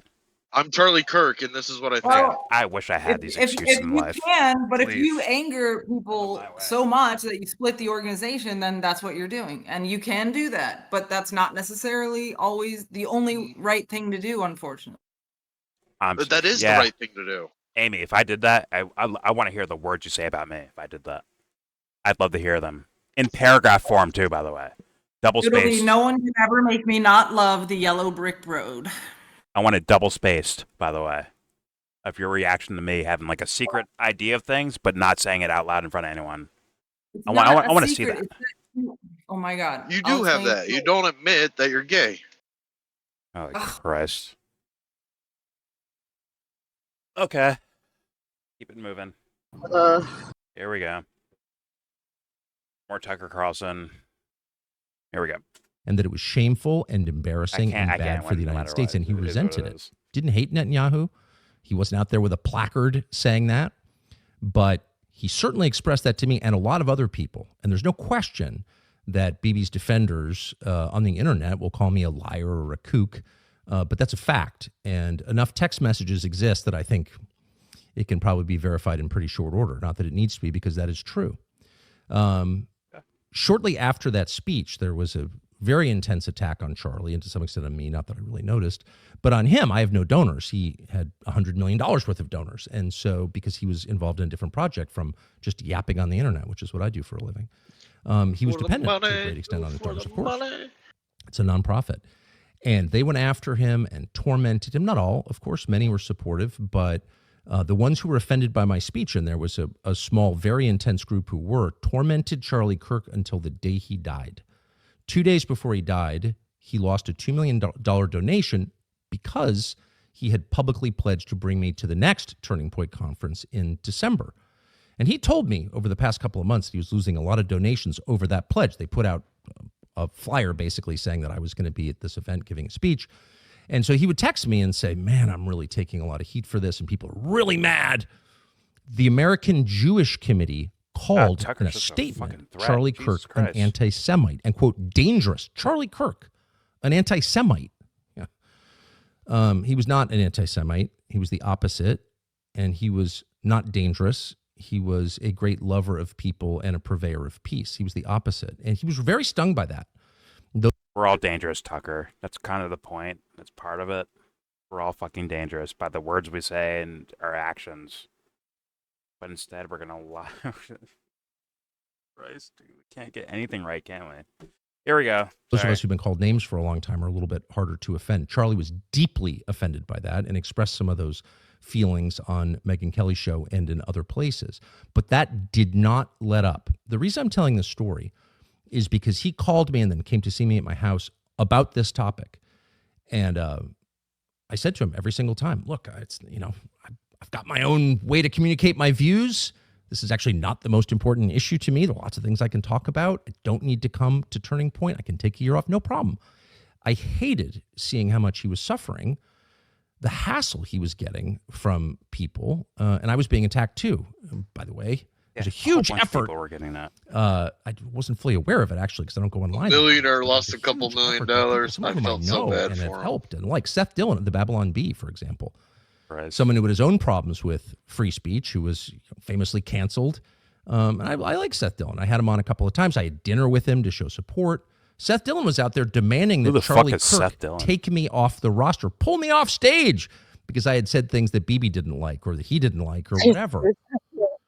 Shocking that someone whose whole persona is Where are you going here, in the Tucker? idea that we all get to speak, and if you don't like it, make a more compelling case, that person and many others like him were advocating for me getting pulled off the stage because they don't like what I'm saying. This is a trend, and one that we should be really concerned about. It's not just about Israel, by the way, at all. Sorry to do this with Tucker, but Tucker, you're not a threat in those situations, bro. You are in a sense, in a PR sense for sure, but like, if you did this years ago, no one would know who Tucker Carlson is right now, as far as what I've seen with PR goes, and on that topic in particular.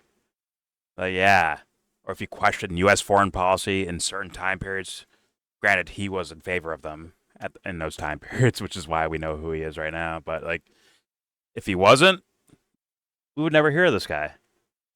He'd be an unknown.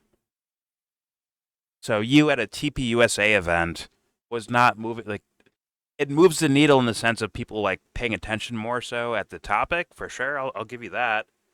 But as far as the actual foreign policy of it, it was a foregone conclusion, man. This shit is going forward no matter what. And it's been pretty blatant to me since I re-picked up the topic. Was that fucking November, December-ish territory? Yeah, I'm actually late on the topic. I mean, I was already looking at, certain things in regards to Gaza in the West Bank. But I'm saying, like, the whole blatant genocide part of it, I'm pretty late on that. And as soon as I looked, I'm like, oh, this is a foregone conclusion. It's already over. They know exactly where they're going to go. They know who's going to die here. If you stay here, you're going to get fucking killed.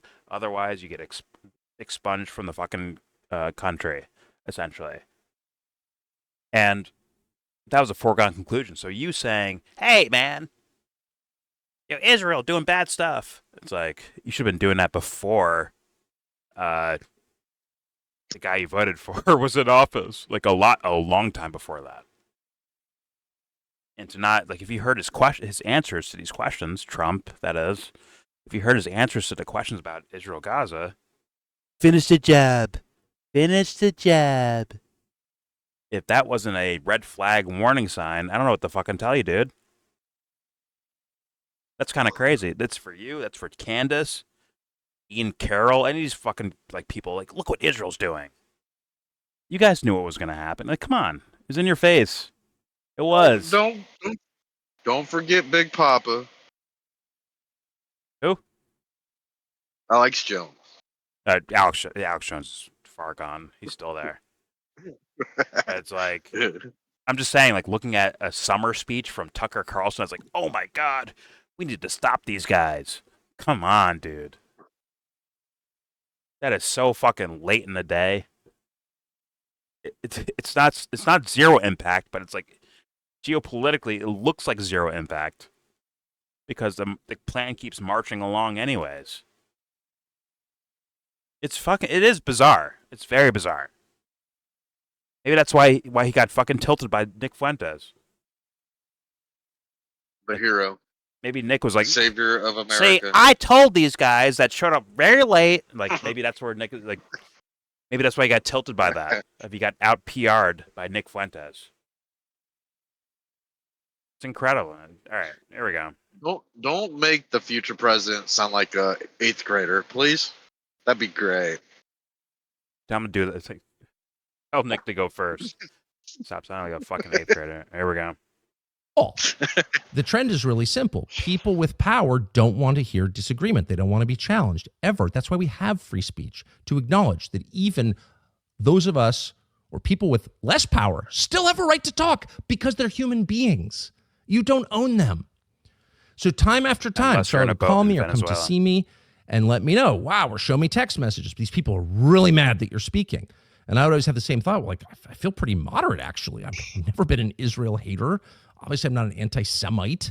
I just don't want more wars, and I don't want a foreign country humiliating my country and telling us what our laws have to be. I mean, it seems like pretty basic America First stuff, and he would say, I totally agree with you, but they want you off the stage. And I would always say, no problem. And he would say, no, it's important. It's a matter of principle. I want you to be there. Great. By the way, I'm not accusing anyone of being involved in that murder. I'm not trying to mutter darkly or imply anything. All right. There's a lot we don't know about who murdered Charlie and why, but I don't know, and I'm not going to pretend that I do. But I think it's important to say that out loud because it's a fact, and there are many liars out there trying, Bibi Netanyahu, number one among them, shamefully, who are trying to distort the truth, a truth that I know and can prove. And the last thing I'll say about Charlie is that his views were changing on topics that had nothing to do with foreign policy. Text messages. The famous kind of red line, third rail, can't talk about it. But it's possible that the subject that makes people even madder in Washington, New York, and LA than having non-conventional foreign policy views is having non-conventional economic views. Man, they really don't like that at all. You know what? That'd be great if you could just Charlie's views on economics and on the way that wealth is distributed in the United States. We're changing fast, really changing fast, and hardening. Not because he was a socialist, hardly. He was about as much a socialist Charlie, as I am. Not at all. A Bernie supporter? But because he lived here, and he spent a lot of time with young people, and he couldn't help but notice, because he was an observant and honest person, that they're not thriving at all. And that the chances they'll have lives comparable to the ones they had growing up are very small. Most of them won't have houses. They won't own anything. They'll be in debt. And for that reason, they won't get married or have children. And so the people who are born here won't continue their legacy in the United States. It's the end of our civilization. As a Christian, and the root of a lot of this is spiritual, but the root is also economic. And it raises a question, a basic question of fairness. And I tried to address this in the speech that I gave for Charlie in July. I don't think I did a very good job, and it was misinterpreted. The younger generation are all commies. And the point I was making had nothing to do with Bill Ackman being a criminal or even being an Epstein. Bill Ackman, that's the friend. I mean, I don't really know anything about that. I don't know much about. I'm not accusing Bill Ackman. Who that is. I'm not accusing him of, being a sex creep or a Mossad agent or anything like that. I don't think that. I don't know that for sure. And I wasn't trying to say it. What I was trying to say is that Bill Ackman is not creative, not particularly intelligent. Bill Ackman is worth $7 billion. So you have to ask, how? Jesus. And it seems to me that Bill Ackman is rich for the same reasons that a lot of other people I know are rich, because he's hyper aggressive and he's well connected. And my only point was, if you. Someone said, I don't understand intelligence because I point shit like that out. Anyways, don't worry. Tucker live said in a society that awards the spoils to people on the basis of those two qualities. Like the most aggressive, the best connected people get the richest. That's a dysfunctional society. There should be a reward for creativity and decency and hard work, steadfastness, following the rules. UBI. You should have to add to the sum total of your society, you'd think. It's not an argument against the free market. It's an argument against official. Tucker's a communist. Official. And if people like Bill Ackman are getting the richest, what is Bill Ackman? Rules are for followers. Something? Talk down Herbalife? I mean, I'm not even saying that should be illegal. All I'm saying is, if that's one of the richest guys in your society, you've got a very sick society. I don't think Bill Ackman's like a drooling idiot or anything, but when was the last time you heard Bill Ackman say something constructive or creative? Never. So it's just bad. And it's not just about Bill Ackman, of course. I mean, he's just a minor player in the life of the world, but he's a kind of metaphor for how off track we've gone. And that doesn't seem like a socialist point. Once again, I'm hardly a socialist, and neither was Charlie Kirk. That seems like a right. point. Fairness is at the root of the Christian story. People will be judged not by who their parents were or by how they look, but on their hearts, on themselves, on choices that they made. That's fair. Tell this fool Dubster, Tucker. Fairness Tell him. is essential to the gospel, and it's I essential agree. to any working society. Yeah, In a fair society, or a society that its citizens believe is fair, people will comply voluntarily with the rules. Look, I choose to almost daily talk to people I don't fucking agree with to help them out. Bill Ackman. No, you're a masochist that likes their ass whipped. That's what happens. Just be honest about it. I like getting my ass whipped. Man, I'm doing Jesus' work talking to you. Yeah. Good fucking luck. There we go. Makes $7 billion. And like the smartest, hardest working, most interesting, creative young people you know can never own a home. In a society like that, you're going to get Mamdani as mayor. You're going to get a lot of bad things because people will opt out of the society because they know it's not fair. It's rigged. You played the politics. That's the only point I was trying to make. And Charlie, he's throwing snipe shots at. Made it much more eloquently, I thought, in an amazing interview. The last interview I did with him, late July of this year. We know how to create wealth, but we don't know how to create it for the generation that needs it most. If you look at the economic conditions, you would think the other conditions surrounding it are like abject poverty. These are the problems that like third world nations have. I know. Our young people can't afford stuff and they have to finance their basic necessities. And yet we're the wealthiest nation in the history of the world on the planet. We have a $37 trillion GDP. We have the greatest companies. We have all this stuff to brag about. And yet out of debt, all of our problems would beg the question. And it's like this inherent contradiction. We're super wealthy on one side, like a powerhouse juggernaut. And we are like an economic nightmare on the other side. A lot of money on top of it. How did that happen? So if there is such a thing as the left in the United States, if it still exists, you would think a message like that would at least get a hearing, a respectful hearing. Like, hey, what about wages? What about the ability of young people to just buy a little house with a little lawn in some subdivision? Like, what, isn't that kind of what they say they want? Empower, the most vulnerable, the people who try hard and play by the rules. They called him a Nazi. They didn't care socialist. That Charlie Kirk in real life spent his time trying to stop war, trying to figure out how young people could buy a little house somewhere. Yes, he did. Tucker just told you. Bad. He went to Trump and said, "Bad war, Iran. No, don't." By the way, Tucker has made some quasi arguments about Medicare for all. I think he made some favorable arguments towards it. Well, no, he's talking about affordable housing. Yeah. Like, why is this asshole with no talent, filthy rich, but some kid who follows the rules and does good old kid, normal ass kid? How come these guys are eating shit?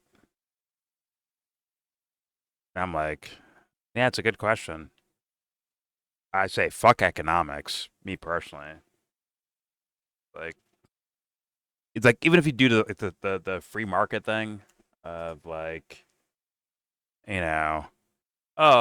this guy sucks ass, so you know what? We're not going to buy from that person anymore, right? We don't even bother to do that, do we? So it's I think there's bigger problems to all of this. In my humble opinion. It isn't just take the money from the 7 billionaire, right? That doesn't work for me. It's more so no one's even recognizing who's full of shit and who's not. Which is where I think regular people would actually have a antenna for caring about. Maybe not tuned correctly for who's actually doing that, but maybe they would care if they heard about it. That makes sense. Oh, right. Hey, Anthony, get this. Jordan's about to tell us who's not full of shit. Hey, go ahead, Anthony. Is that supposed to be funny? Silence. Silence. What? Silence. He's got no answer. Is that supposed to be funny? I don't get it. I'm waiting. Anyway. Get your hydroxychloroquine here at Infowars.com. Dubster, someone's calling you, bro. Go get your fucking Blumenthal syringe up. My Blumenthal's waiting for me when I go home. Go get your ivermectin. Side note. Your Infowars. Yep. Infowars Oh, protein powder or something. I got 10 days off.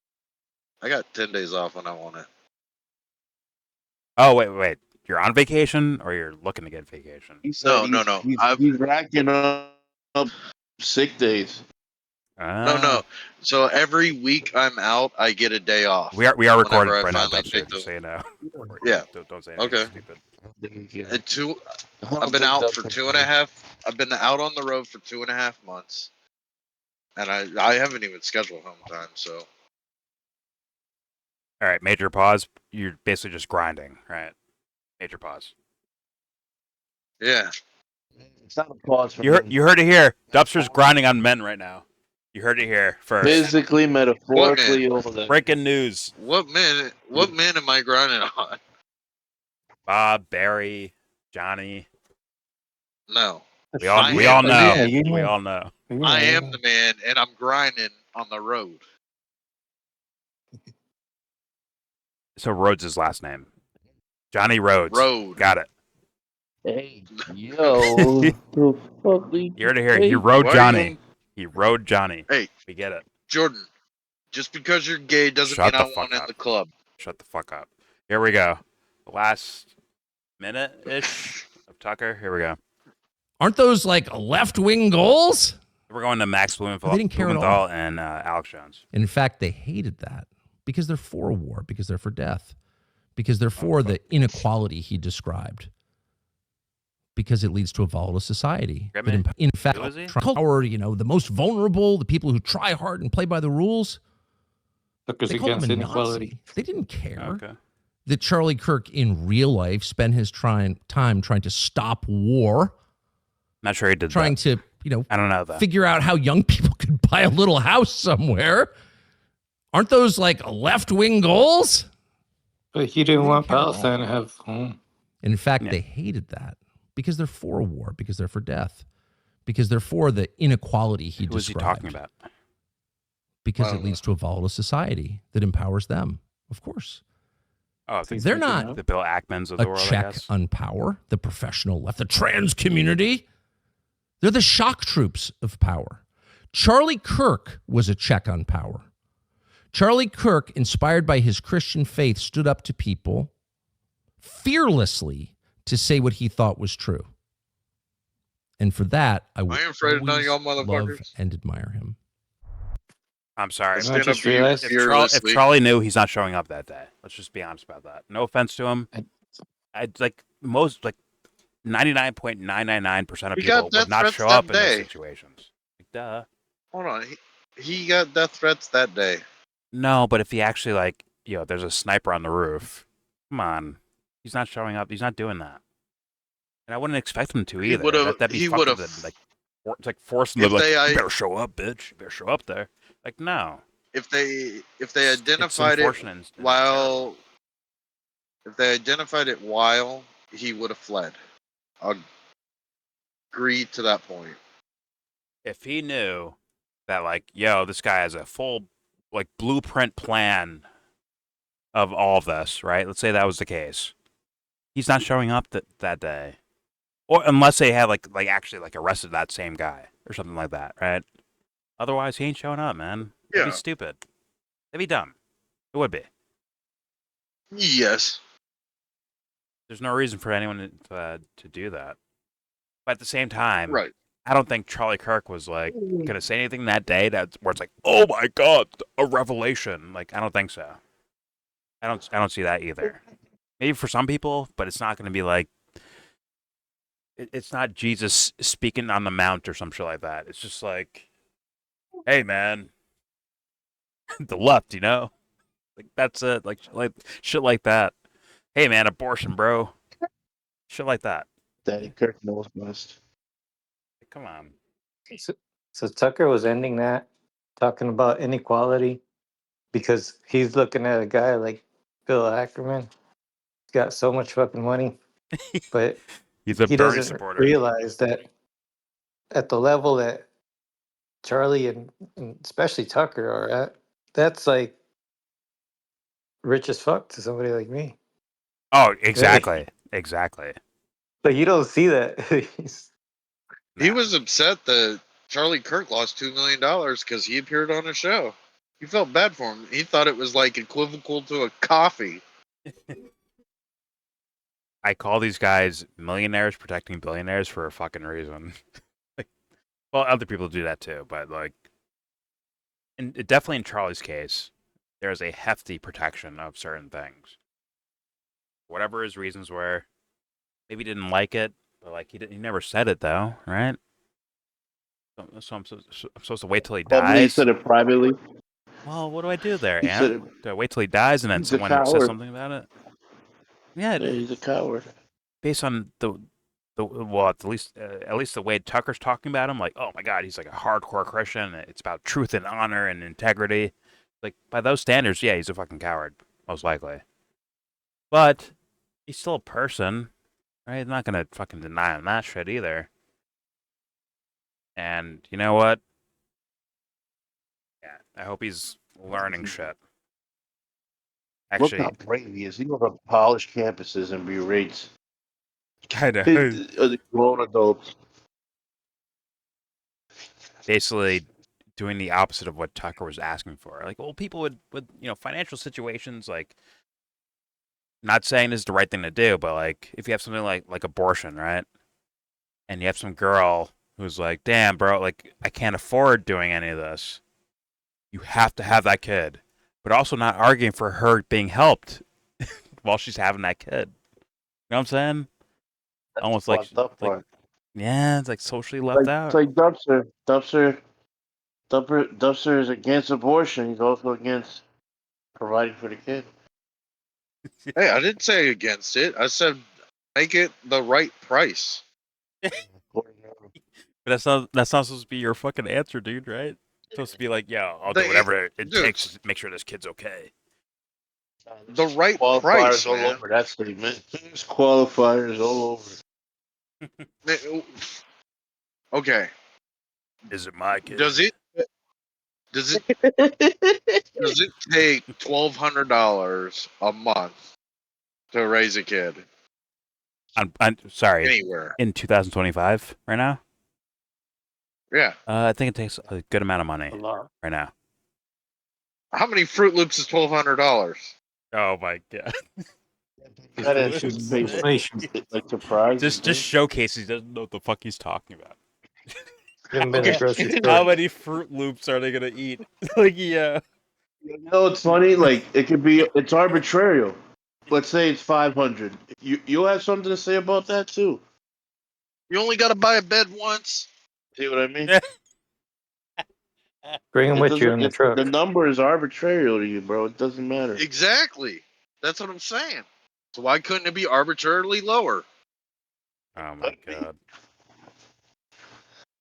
Just blame. Listen, it's not you're better off. It's not a perfect system. Yeah, you're better off with blaming the Fed for all this Dubster with inflation and all that shit. Just blame them. Keep it moving, bro. They put it at better. Like I've been watching these fucking like divorce court things, like as in. Of course, yeah. The women are losing. So they're breaking down the child support for the man, and it's 33% of his income usually. Plus, he also has to get on the health care he has to cover the kids' health care, whether it's 1 kid, 2 kids, 100 kids. So I make fun of you being a masochist. Now you're just like actually showcasing it. I watched divorce court. I watched divorce court. But this is the thing, bro. This is the thing. Sorry. Every post gonna without get dark. topic We're getting dark and way off topic. But you don't give a shit about the mom, Dubster. That's why you're not. Wait. Bro, if I was lucky enough to get the woman I wanted, I would never get divorced. My God, you're a piece of shit. That shouldn't be a luck thing. You should be seeking that. Whatever. Fuck it. Let's move on. Let's go with Max Blumenthal and Alex Jones. I have she not. Didn't like it, so I lost her. I woke up in the morning. I didn't see a sandwich there. It's the wrong girl. I'm out of here. Right. No, she could just make it. She could just make up with the sandwich the next day. 2 sandwiches. You make a sandwich. Get fucked with a stupid ass sandwich. I can make a sandwich. It's called order out. He's got aprons on. He's cleaning up after him. Great, then you can fucking buy food. Yeah. Dubs was like, yeah, I can buy food. Taking care of his man. He's taking care of his man. Don't worry. Dubs His like, man is provided for. Bread, jelly, bread, child support. Here you go. Enjoy. I cut the crust off though. Enjoy it. All right, let's keep it moving here. Max Blumenthal and Alex Jones. I have not seen this. Make a sandwich. That's actually kind of crazy. Her fucking book. Make him a sandwich. Make him a sandwich. Like, yo. Oh yeah. Weirdo. What is wrong? And then Nick Why? Like, make me a sandwich, bitch. Why real women don't need to fake feminism. Daddy's home. He would never say that to her face. No, he would not. He never would. But he parlayed off it anyways. He parlayed off that shit, bro. This dude would run. If he told that shit to her, bro, he'd run out the building. This 75-pound fool, he's running, bro. Candace will beat the shit out of him. All right, let's keep it going. Max Blumenthal, Alex Jones. Here we go. Here's the, I guess, Israel connection. Here we go.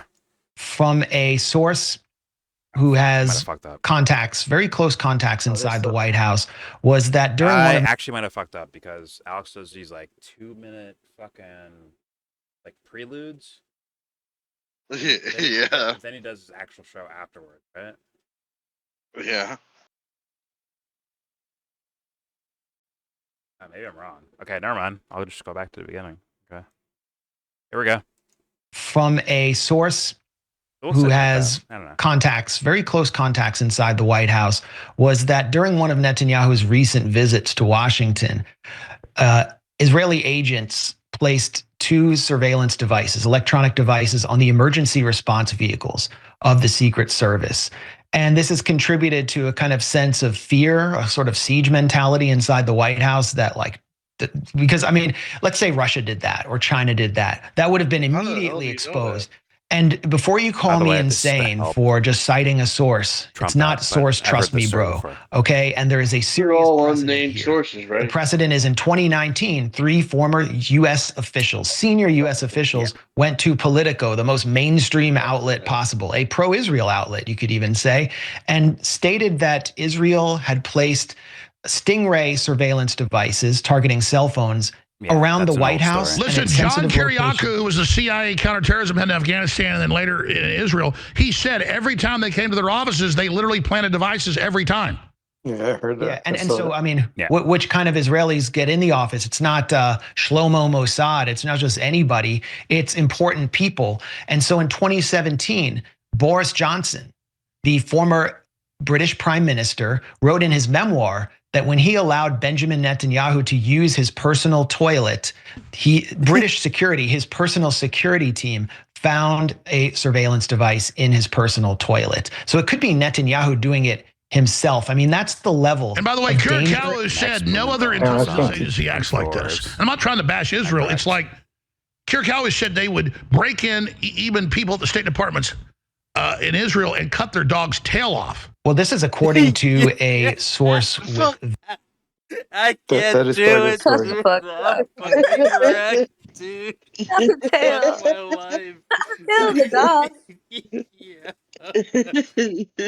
According to 2017 wires, we have information here that these guys infiltrated here and put planting devices in the bathrooms of and they also call up the fucking dog tails too.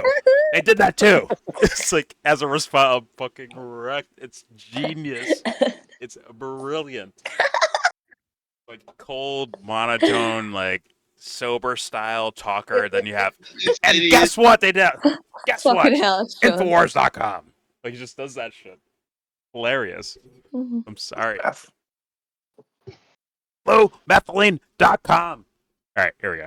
Very good access I got some waiting inside the White House. I could say even the Oval Office.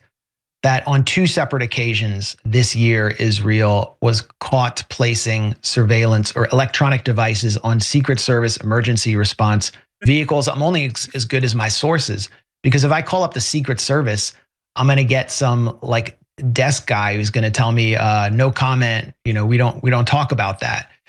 But there's a precedent there. As I said, Israel did the same exact thing in 2019, and it was reported widely across mainstream media. The NSA has fingered Israel as the top surveillance threat to the United States. They surveil the U.S. more Absolutely, than any Max, this is so huge. Your sources are saying in Secret Service vehicles, I mean, this is basically an act of war, and you were giving other examples from your sources. Please elaborate as much as give us every detail you were told.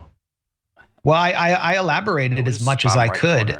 I mean, what I've been told for months and months, talking to administration insiders, is that Trump is frightened of the Israeli influence, especially after his experiencing 2 assassinations. Wait, what? That's what that's frightened. He's frightened of the Israeli. Play it again. Is he I don't say buy that. fighting or frightened? No, frightened. Frightened. He's scared. Yeah, frightened, scared. Freaked out, worried. Yeah. Trump being a little bitch. And he has, just saying, like he has, it's Alex, but you have like the Harrison Smith, I think his name is, guy, right? Harrison Smith, I think, that brought up the idea of Charlie Kirk in regards to Israel. Of Charlie became more and more, you know, I guess against Israel or what the fuck that means. He had like secret sources, and then I guess Max Blumenthal had a separate source saying the same thing. AKA, this is weird, but I don't know what the bottom right-hand corner is right there. I don't know what image that is. Looks like a press conference our room. president is a hostage to Israel, while our president every day tells us to do everything they say, and we should all go along with it. And if we don't, we get charged. We get charged with hate speech now, or deported.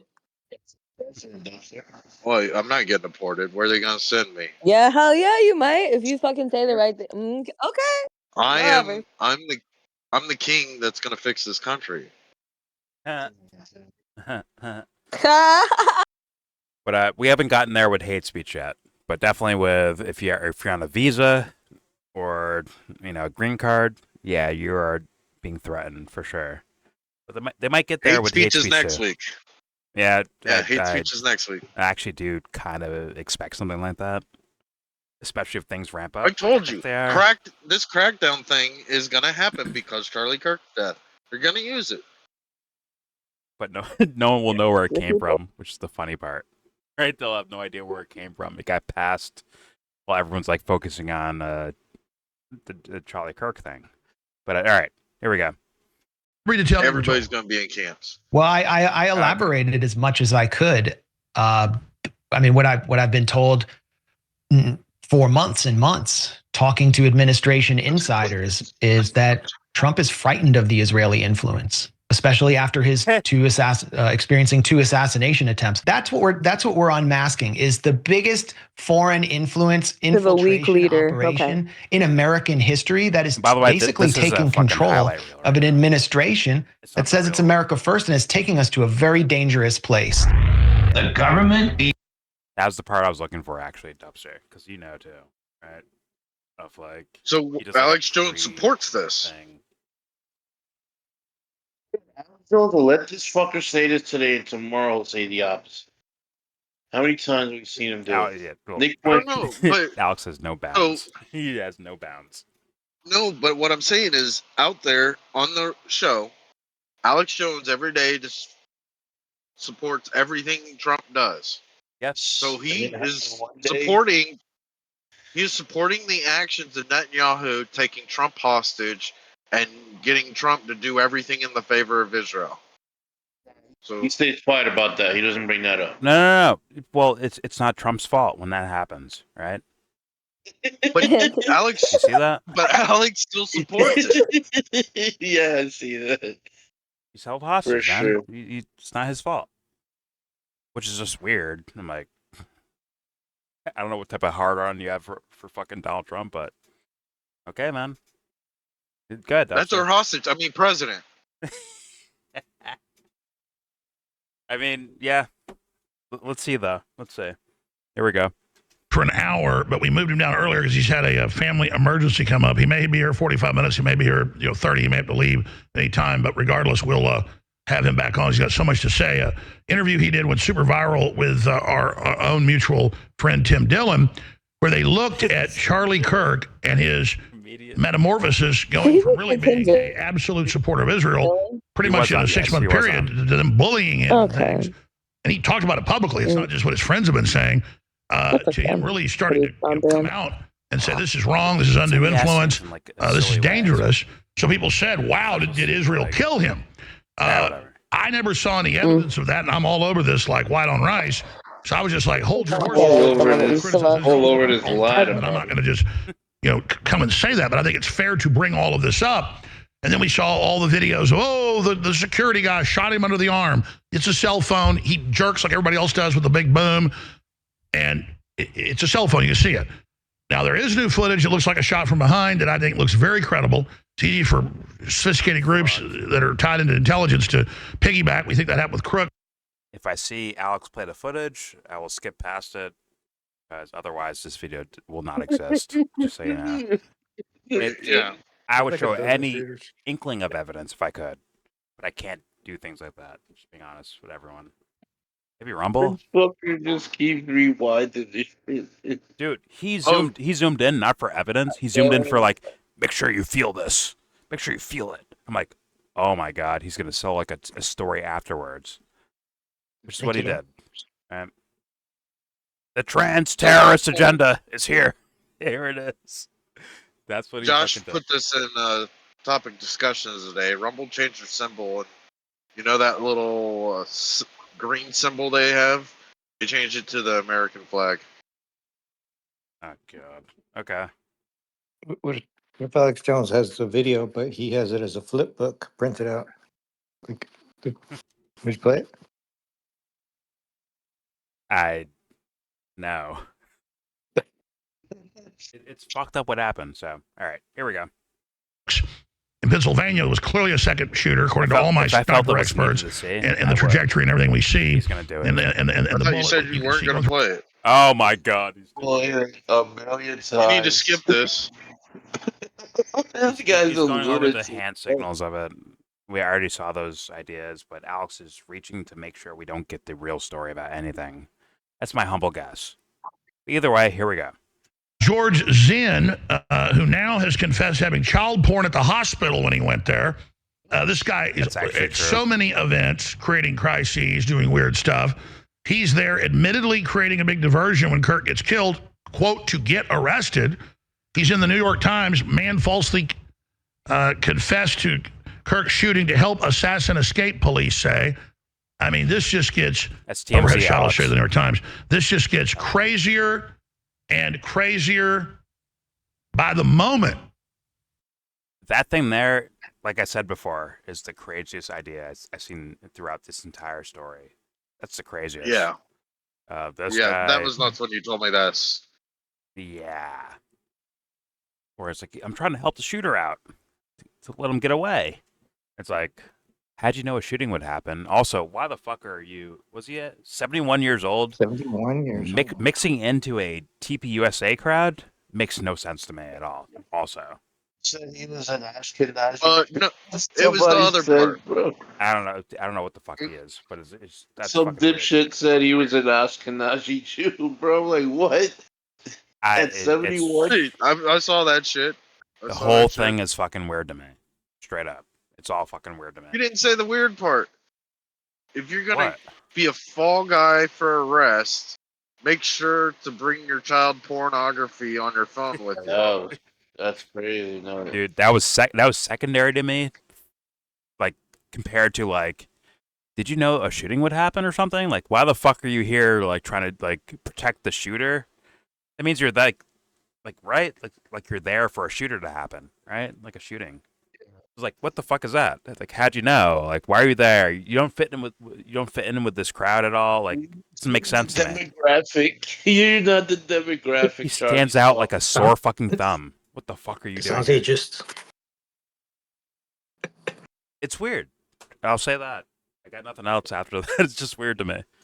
You can't claim dementia. Like, bro, you got dementia and you got kitty porn on you. Like, what? That's also very weird.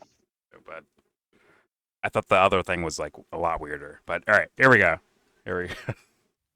So we're going to be looking at that, and then you've got this giant command center of trans cult. Violent ones, trans weirdos in the private chats. Found your home, George. Exposed 3 months ago. I was up on Capitol Hill and the DOJ last week for several days, not just meeting with Ed Martin, with others. They said it's a real problem. They're basically taking over. I can tell you, Joe Rogan trans cult told me when he first went to Spotify, he said, yeah, when you came on and others, they said it's like upwards of half the people at the New York Spotify office, not Sweden, they do the technical, but the sales and the administration of all the music and everything. Whenever they have somebody that Joe doesn't like on, Spotify gives him full freedom. But the trans cult in there literally tears the building apart, poops on the ground, sabotages things. He talks about told me that at dinner. I didn't hear about that. Said I can have on anybody I want, but quite frankly, if I have anybody on they don't like, they go you're completely crazy. So this is how out of control this is, and how much it's grown. And that's why I see all the violence, them calling for violence against me, and all the other shooters, 3 weeks ago in Minnesota. I'm like, hold on, the ATF leaked this to Crowder. Maybe there's other people, but now you got a confession, you got a manifesto, you got witnesses of him with his boyfriend that thought he was a girl. Alex is such a fucking liar. The Crowder thing that leaked, they said, like, the bullets had trans markings on them, which is not the case, apparently. Right?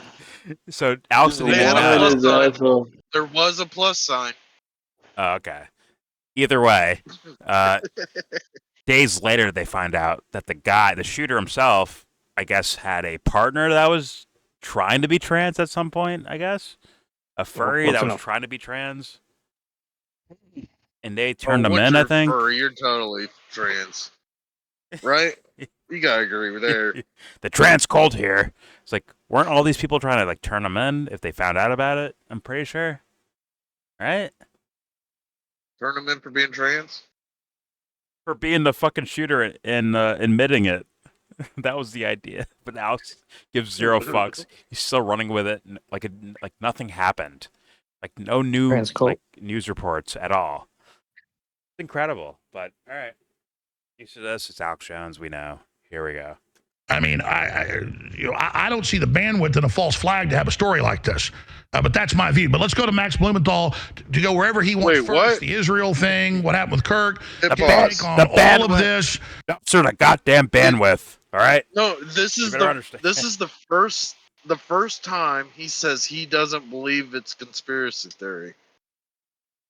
The bandwidth does not line up. Infowars.com/Blumenthal.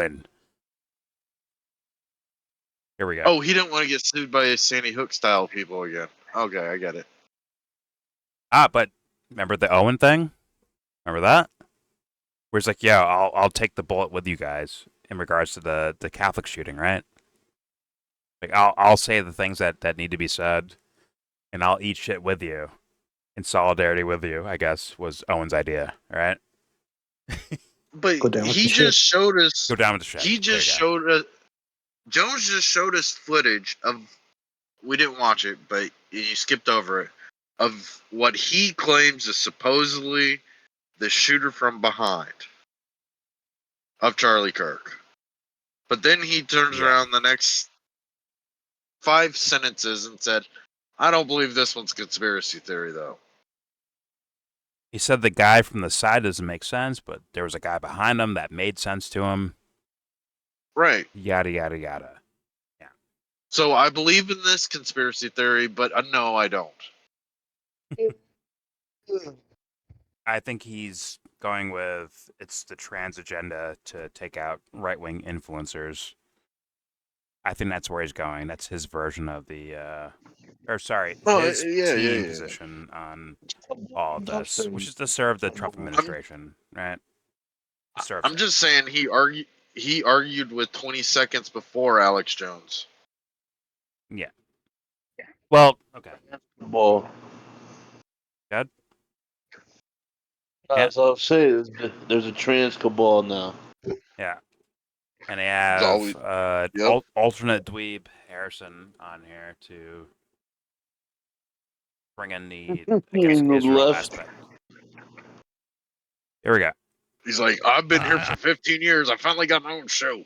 Thank God, Owen Love. All right, here we go. I know that Harrison Smith has a lot to add as well. So Max Blumenthal, thegrayzone.com, at Max Blumenthal on X. Award-winning journalist, author, filmmaker, blogger, members investigative reporter on U.S. politics, foreign policy, and the Israeli-Palestinian conflict. Son of a journalist, Sidney Blumenthal, a former aide to President this guy Trump, smeared Nick outlets Hamptons, including The Nation, The New York Isn't that Times, your Al friend? Jazeera, English, The Daily Beast. I'm not going to go over it all. He founded the Gray Zone in 2015. All right, so Blumenthal, I'm going to shut up now and try to give you the floor to go wherever you want first. Tripping balls on All right. Yeah. Well, thanks for that. That was my, I think, Wikipedia bio. A bunch of outlets I'm no longer allowed to write for.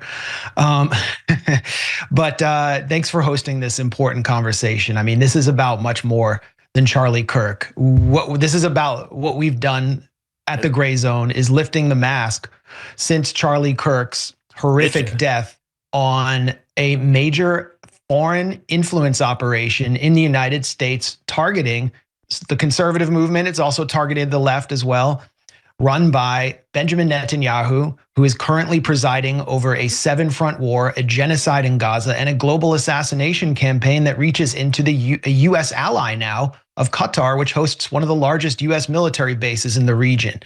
And what we have learned is not that... I'm sorry, but Max, you can't use those as the same thing. I get what he's saying, but you can't use them as the same because those are Hamas guys going to negotiation meetings in Qatar, right? That's different than random, like, kind of dummy Charlie Kirk, right? It's different. But we'll see where he goes. I'm not saying he's implying that yet. I'm just saying, like, in case he does, you heard me say this. Here we go. Military bases in the region. And what we have learned is not that Israel was responsible for Charlie Kirk's assassination. We have no evidence of that. So let's just take that off the table. Maybe someone will find something. It's very understandable why the public has a lack of trust in the official story, as you just came out in your intro and explained. But what happened is Benjamin Netanyahu, while Charlie Kirk's body was still warm, came out and with videos and tweets trying to claim Charlie Kirk's legacy because Charlie Kirk. God. It's like nobody actually listens to what Alex says. Like they just go on this show and they don't know that this guy is lying his ass off every day. No, they don't know. But he has a platform that's very usable. Yep. 40 million views a day.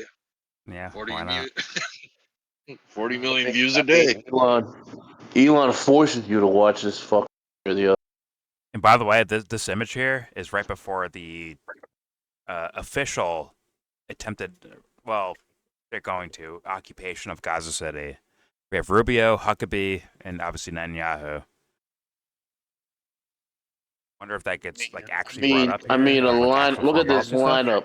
Men's men is this lineup right here. Men's men. Wait, I see 3 dweebs. Rubio. I don't know about you. Isn't Rubio Catholic? And he's wearing a yarmulke. I think it's like tradition to do that. That's for Rubio's. Yeah, I see 3 little locker dwellers personally. But the lockers so good for them. They're not adding context for this image to like what's being said. That's my problem. right? Instead, it's just like, oh, look at him at the Wailing Wall. Look at him. I'm like, no. These are like, what's his name? Hyman Roth was fucking cutting the cake up. Like, yo, you get this territory, you get that territory, you get this, you get that. Shout out to the Godfather. Like, that's what it looks like to me of an image. But they're not actually explaining that as we see the image. But here we go. Whatever. Well, Charlie Kirk's body was still warm. Came out and with videos and tweets trying to claim Charlie Kirk's legacy because Charlie Kirk was in many ways built up by pro-Netanyahu, pro-Israel donors. And he claimed that Charlie Kirk was the greatest friend of Israel and that the radical left and Muslims were responsible for his death before a suspect was even caught. So Netanyahu was trying to milk this for Israel's benefit. And people close to Charlie Kirk, including a longtime friend with access to the Trump administration, started talking to me through. I'm sorry. Charlie Kirk was murdered for speaking the truth and defending freedom. A lion-hearted friend of Israel. He fought the lies and stood tall for Judeo-Christian civilization. I spoke to him only 2 weeks ago, invited him to Israel. Sadly, that visit will not take place, although I think Charlie would have took it. But anyways, we lost an incredible human being. His boundless pride in America and his valiant belief in free speech will leave a lasting impact. Rest in peace, Charlie Kirk. And you had like the Fox News interview. That's where what Max is talking about of Netanyahu saying, well, you have like radical Islam and its ties to ultra progressivism was the words I believe he used. It's like, oh, okay. I see what you're doing. Network TV, Fox News, you're aiming at the 65-plus-year-old audience. Make them think a certain thing when they hear you talk about it. Got it. But then again, I see all these people fucking doing that. I'm sorry, I do. For their own means. Curtailing to the audience, yeah. I've been seeing everyone kind of do that, right? Well, maybe it's an opportunity for Israel to ramp things up in Gaza, in the West Bank, also, for sure. But at the same time, they're already aiming that direction, anyways. Right? It wasn't like, oh, okay, guys, we got Charlie out of here. Now we can go on to Plan B. It's like, no, that's not what I saw at all. That's not what I'm seeing. It's an opportunity, just like with, what's it called? The Smith-Muntz Act, or whatever that shit is, the Charlie Kirk Act, right? Or hate speech laws and all that shit. Just take advantage of it. Because they're psychos. All right, here we go. He claimed that Charlie Kirk was the greatest friend of Israel and that the radical left and Muslims were responsible for his death before a suspect was even caught. So Netanyahu was trying to milk this for Israel's benefit. And people close to Charlie Kirk, including a longtime friend with access to the Trump administration, started talking to me through various contacts I had in Washington and in the media and telling me this is not true. Charlie Kirk was undergoing a transformation. He was actually under pressure from Netanyahu because of what we saw at the TPUSA Student Action Summit in July, where he was platforming figures who were saying Jeffrey Epstein was a Mossad asset, that Israel was actually committing genocide in Gaza. Comic Dave Smith said that. Tucker Carlson mocking the Zionist billionaire Bill Ackman. And he was under enormous pressure and they were trying to shut him down and he was defying them. He actually privately despised Benjamin Netanyahu. I learned from two sources, one inside the administration, that he was actually lobbying against the U.S. striking Iran in June and that he was almost alone. By the way, you broke that first. The vice president yesterday hosting Charlie's show posthumously said that. Doors, Max.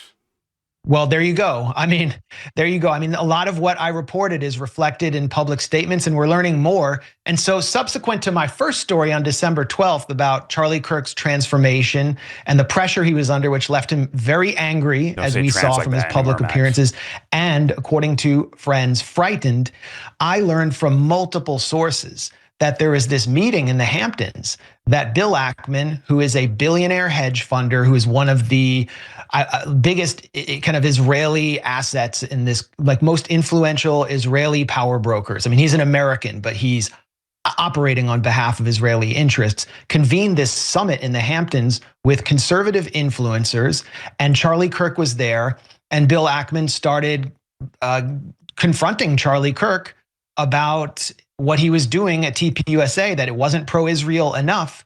And I just and by the way, there's a lot of clips of Kirk, not naming names, but saying, I've got the Israel lobby and Israel calling me and donors calling me and, saying I'm anti-Semitic and I'm bad. So if I even question what's going on, I think that's wrong. Max Blumenthal has the same anonymous source as Tucker Carlson has anonymous source to know about this Bill Ackman thing. There was 2 separate sources for different people.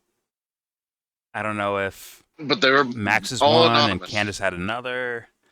Yeah, what I've seen is anonymous so far, at least. Maybe there's more out there. I don't know. But I've seen like the idea of like two separate people contacting people and saying certain things. I'll say that. Or maybe it's the same person doing a media tour. They have to make it make sense to me. They have to make it make sense. If Charlie Kirk got on stage you know what? Fuck Israel. Fuck them. Is that what they're worried about? Because I don't think that's the case. But also, if he did do that, how much sway would he actually have?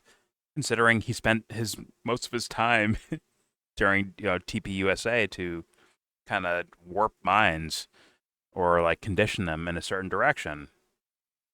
So I'm trying to make this make sense in reality, not just, oh fuck, is there a conspiracy at foot? I'm not trying to just do that. I want to know what are the circumstances of this. Now, granted, it could this could be the beginning steps of something that's bigger. I'll leave room for that, right? Fair enough. But right now, I'm still trying to it's foggy for me. I don't see the exact picture yet. I really don't. It's all worthy of questions. I just don't know. But all right, here we go. Jones was close friends with her, and I trust her. It's not just rumors. It's not just a big donor saying he was scared of Israel killing him. That Harrison met with at Ron Paul's 90th birthday. It was Charlie himself said this. He said he was concerned. And that was on with Megyn Kelly, I think, the day after the Hamptons meeting that you're talking about happened. This was on, I believe, August 4th or 5th. And on August 6th, he went on Megyn Kelly and complained about stakeholders who were pro-Israel treating him horribly. And he said, I have less ability to criticize Israel than an Israeli does. So clearly it was getting to him, and he was referring to this meeting.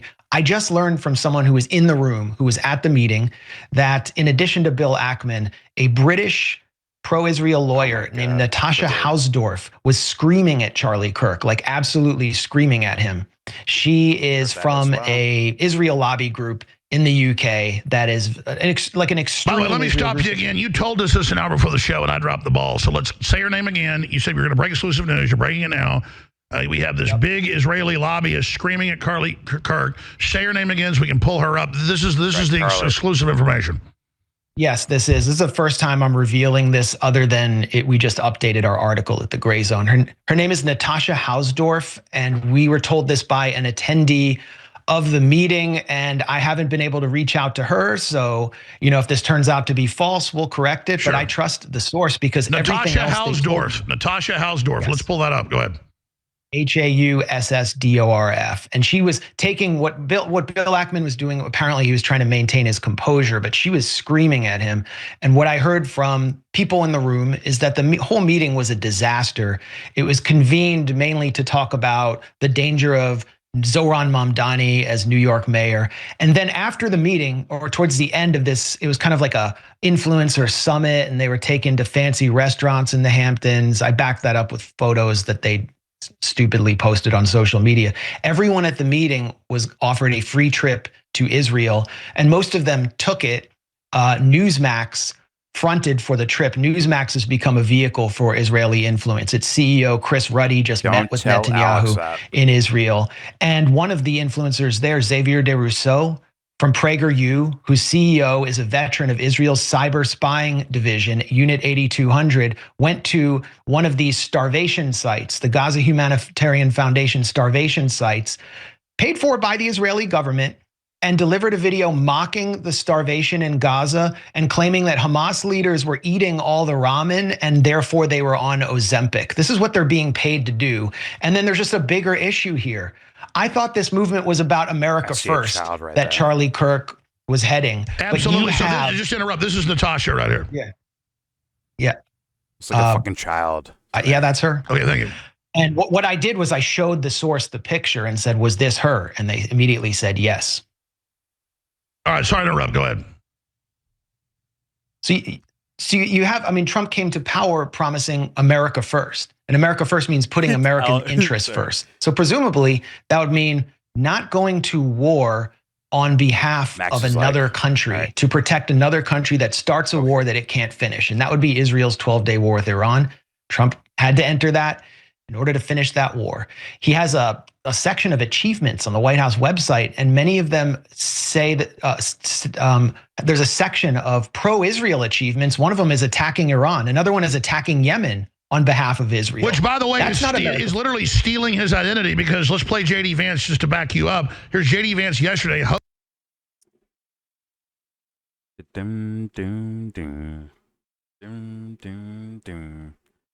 But maybe Max is going in a direction of critiquing Trump and calling him like a little bitch, essentially. But Alex has to jump in and make sure it's protected. Not saying that's the case. I'm just saying, like, what Alex's job is on the internet, apparently. Here we go.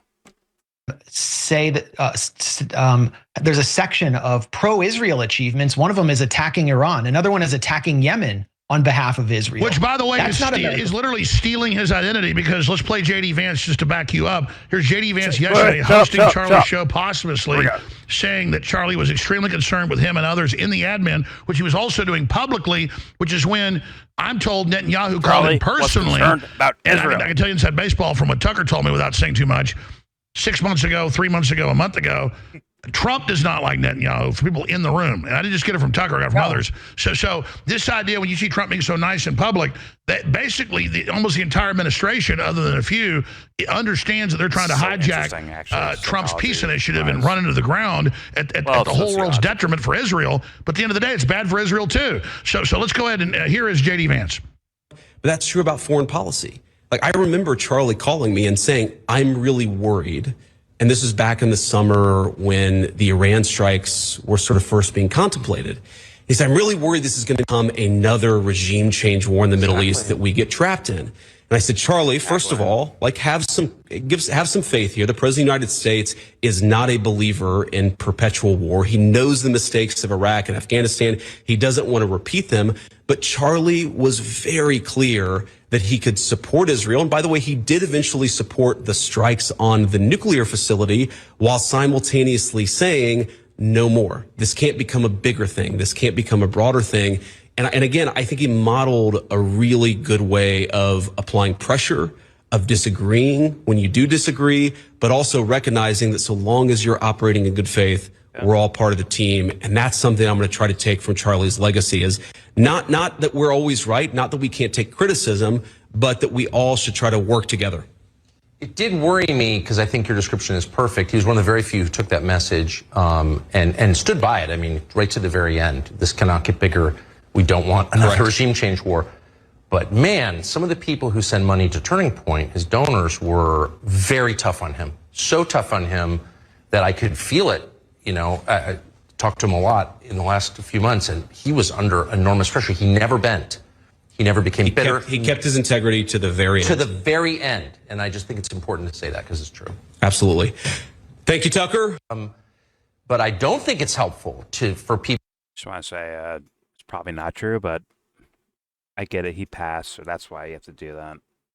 But I also want, like, a more adult audience to be able to, like, handle that. Like, Charlie did some full of shit fucking things. His TV personality was full of shit to me.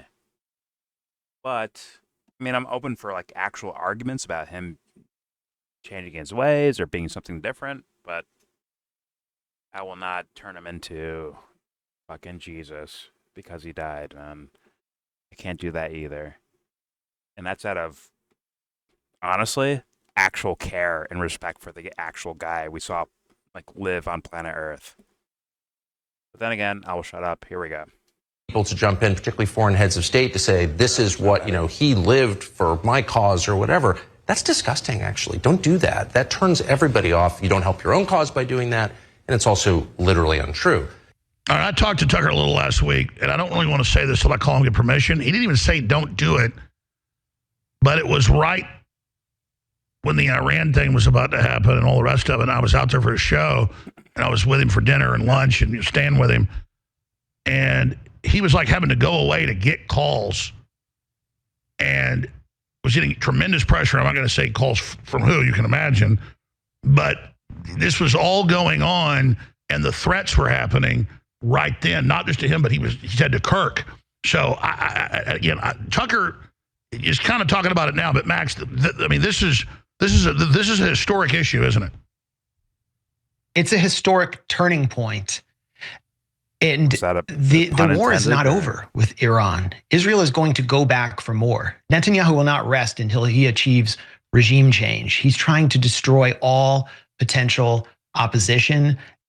Okay, Max, what I've seen from evidence is that the U.S. government is intricately involved in all of those actions.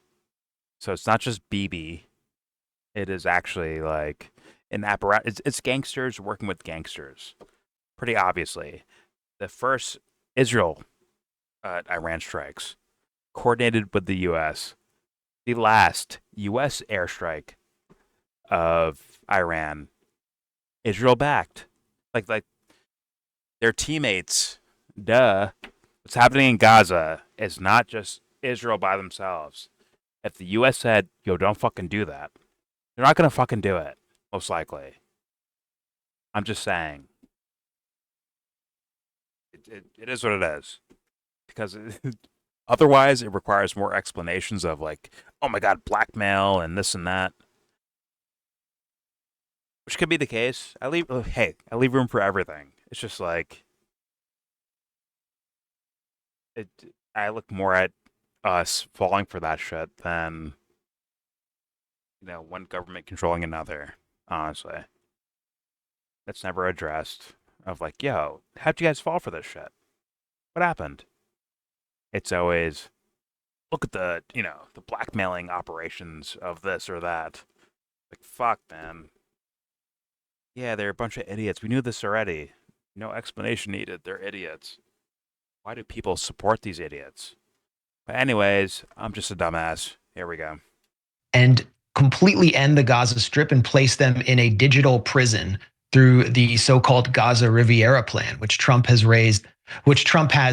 endorsed, which is like the nightmare that everyone had during COVID, realized Gaza's being turned into a laboratory and it will be exported.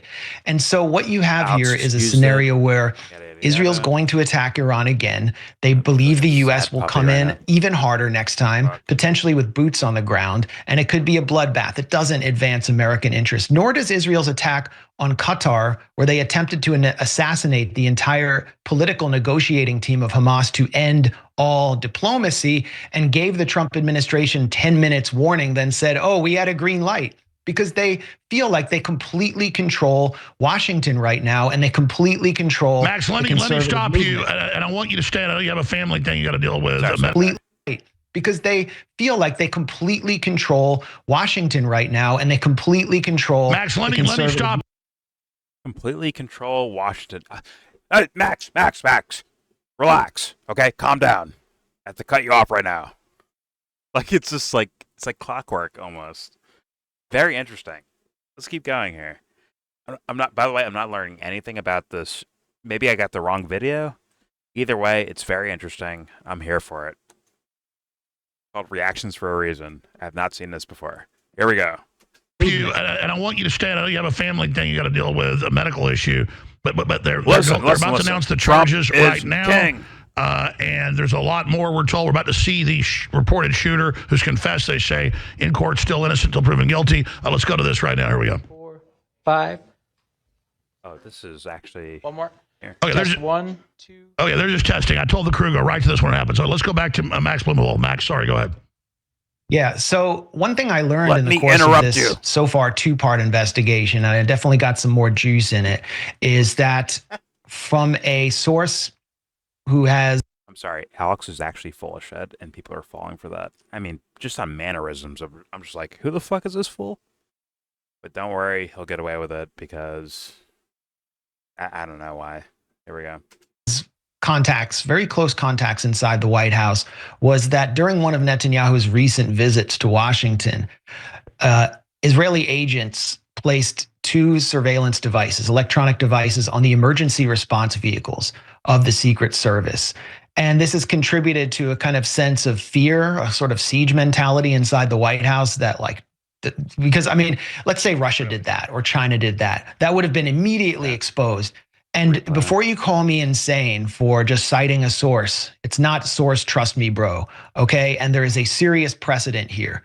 The precedent is in 2019, 3 former U.S. officials, senior U.S. officials, went to Politico, the most mainstream outlet possible, a pro-Israel outlet, you could even say, and stated that Israel had placed Stingray surveillance devices targeting cell phones around the White House. Listen, John Kiriakou, who was the CIA counterterrorism head in Afghanistan and then later in Israel, he said every time they came to their offices, they literally planted devices every time.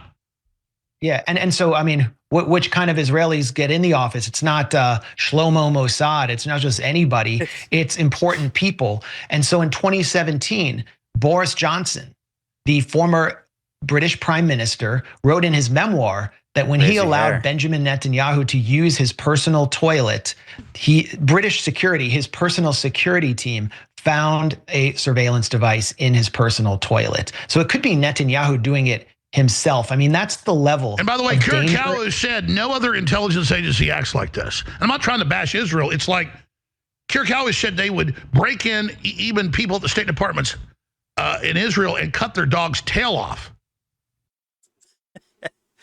Part that wrecked me before.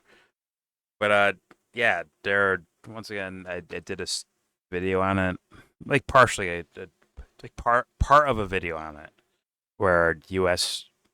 while Trump is shaking hands with Kim Jong-un, whatever the fuck his name is, they were trying to plant listening devices in the country. And civilians caught them, or saw them, I guess, witnesses, unarmed, and they got murdered for it. So it's not just Israel doing it. I think it's gangster countries doing gangster shit, bro. But for some reason, well, okay, maybe I partially get it where Max is going with that, because there's like a possible spell for average Americans in regards to who our allies are. Like, oh, those guys would never do that. Like, no, they would. You fucking dummies. Of course they would.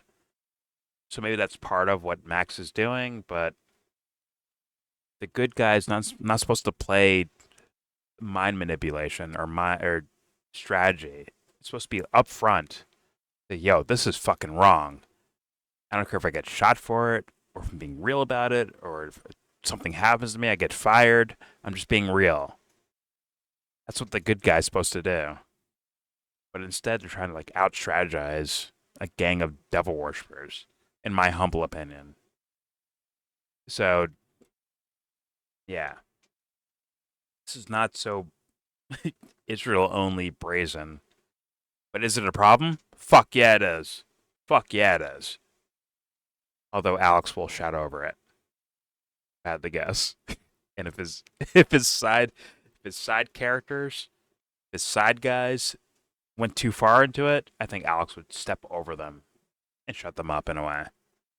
Which might be what Owen Schroyer like actually saw. Hey man, I'm gonna cover this story. Hey Owen, it's Alex Jones here. Yeah, I know, you're my boss. I know your name. Anyways, hey guys. You guys hear about Trump getting a hole-in-one? Pause. You guys hear about that? Like, it's just, I don't know. Something like I'm noticing in regards to things. I hope Max means well. I hope that. Alex, sorry, dude. This guy's not that guy. This guy, I don't know him too much, Harrison Smith. But Alex, I think, is absolutely full of shit. I hope Max isn't. I'll say that. Here we go. and crap. And I know John Kiriakou. I trust him. He's a very valuable. So what is wrong? What is wrong with Israel? Because I don't want to just hate. I mean, like, what is going on here? It's an apartheid state that cannot exist without being in a perpetual state of war against the people that it is replacing on their land, the Palestinians. And when they do that, they face resistance inside their region, including from Iran. What do they think planting devices in and around the White House is going to do, which we know they did under Clinton, and we're using Monica Lewinsky for? I mean, it's so aggressive. Yeah. Well, they feel like they're in an existential battle right now. And it's not a 7-front war. It's an 8-front war. The 8th front is the United States. Without their direct line to Washington, without their ability to use up 1/3 of our THAAD anti-missile defense systems in 12 days against Iran, they're gone, okay? They're gone. And that's why they are so desperate to know what Trump is thinking. They themselves are afraid of Trump in a way because he's sort of a renegade and he's too independent. And that's the role of Miriam Adelson pumping hundreds of millions of dollars into Trump's campaign to keep him in line. And that's why they're so afraid of Charlie Kirk going off on his own and having a transformation and criticizing Epstein and seeing what might actually be happening in Gaza, where we're seeing shredded children every day. Charlie Kirk was pro-life. So let me ask you this, though. Max, this is not good enough. Once again, well, I can't say I know, but my smell is that, once again, Max could mean well, but what I'm seeing here is trying to, like, hey, these guys are really bad, and I'll do whatever it takes to point out how bad they are for the sake of whatever other political idea, rather than, like, just being real 24/7. For me, it's a problem. But I do understand people that are like, yo, there's no way around it. You have to do this. You have to strategize. You have to do narratives. You have to do that. And I'll use InfoWars as a platform to tell people, like, yo, they're shredding children up. I understand. It's just not right. That's just my guess. It's not right to do that. Here we go. I mean, obviously, Israel at this point is the most unpopular country in the world. It's sucking all the oxygen out. There's other things to deal with. I myself am not this. I don't just hate Israel or Jews, but at the same time, everybody always said Israel was the big elephant in the room. It was obviously involved in manipulating, but I thought Communist China was that, big financial interest. But now it looks like with the left so weakened, Israel really is trying to come in and take over. Is that fair to say, or is that an exaggeration? Now that the left, what? It's like, I think Alex is also strategizing, by the way, but there's no way I believe it's well-meaning. No chance. Max at least has room for well-meaningness. Alex, no shot. Harrison might be this guy over here in the top right corner. Maybe he means well, but he's keeping his fucking mouth shut. Possibly for a reason. Here we go. Israel really is trying to come in and take over. Is that fair to say, or is that an exaggeration? That's fair to say, and you can just read between the lines of just the last 2 investigative reports about the pressure that Charlie Kirk was under leading up to his death to demonstrate that. And they take over in an insidious way. It's like if China wants to run an influence op in the U.S., it's going to be much easier to flesh out. But Israel, it has AIPAC. AIPAC is a foreign lobby that is unregistered, and it's the most powerful lobby in Washington. Why is it unregistered? Max, because they say, oh, it's just a Jewish... Max, I saw you go over stories of Hong Kong in regards to China. Come on. Whatever. Here we go. China wants to run an influence op in the U.S., it's going to be much easier to flesh out. But Israel, it has AIPAC. AIPAC is a foreign lobby that is unregistered, and it's the most powerful lobby in Washington. Why is it unregistered? Because they say, oh, it's just a Jewish American organization with American Jews just advancing their own communal interests.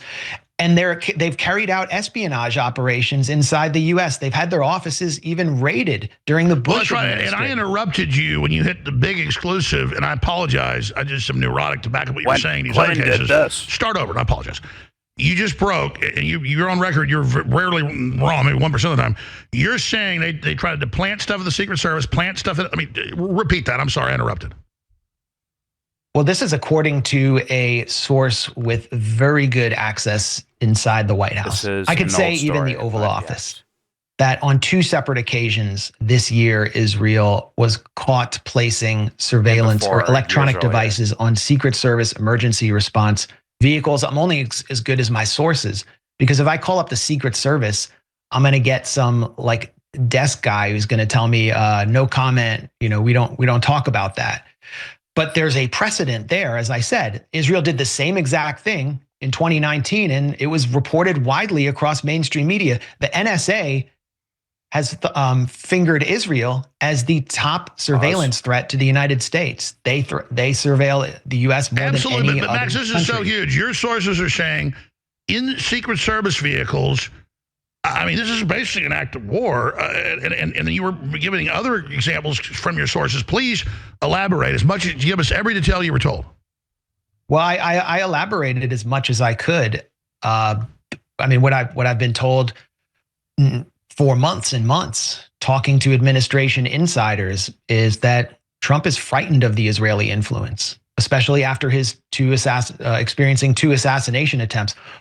Both were kind of, we just don't hear much about them. And one seemed to be connected to Ukraine through this figure, Ryan Routh. That one was buried. Well, but, I've heard from another administration source that, during the run up, and I reported this at the Gray Zone, during the run up to the war that the U.S. was dragged into on Iran, CIA chief John Ratcliffe was. See, now you look sus, dude.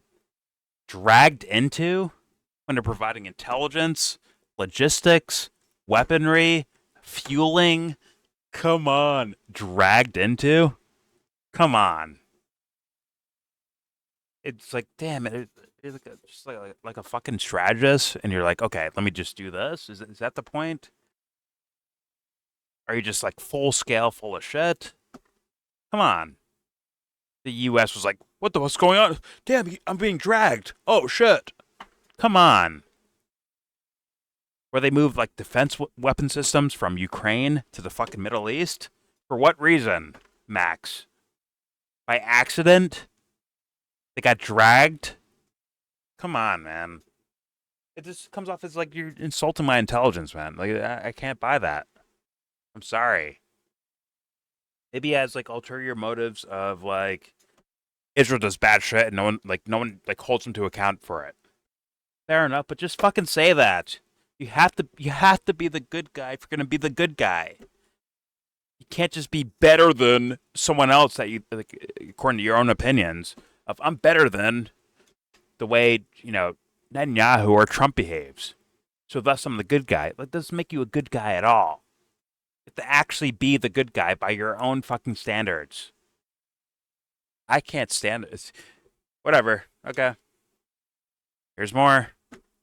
Basically, the Mossad stenographer taking dictation from the Mossad chief and Netanyahu aide Ron and Netanyahu's top aide Ron Dermer, and they were basically telling him what to tell Trump.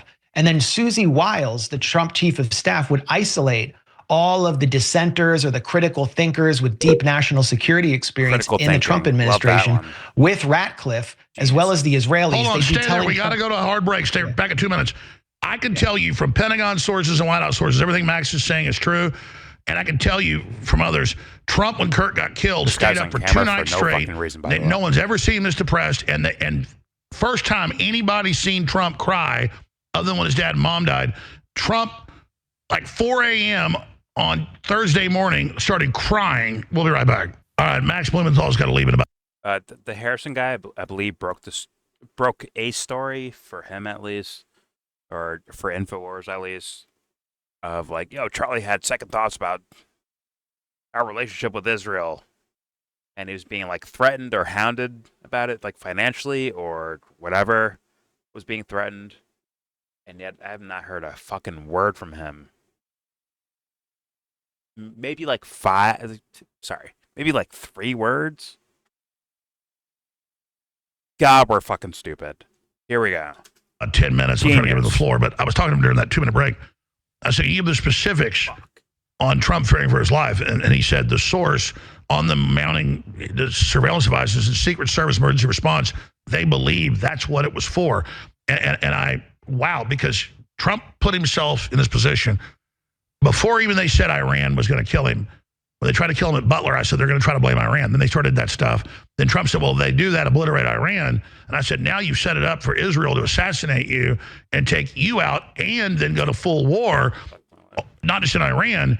And I've been hammering that, but just repeat what you just said, and then you've got I know you got a few questions Trump after the break. is but being blackmailed. Blumenthal, investigative journalist, please continue. But he's withstanding.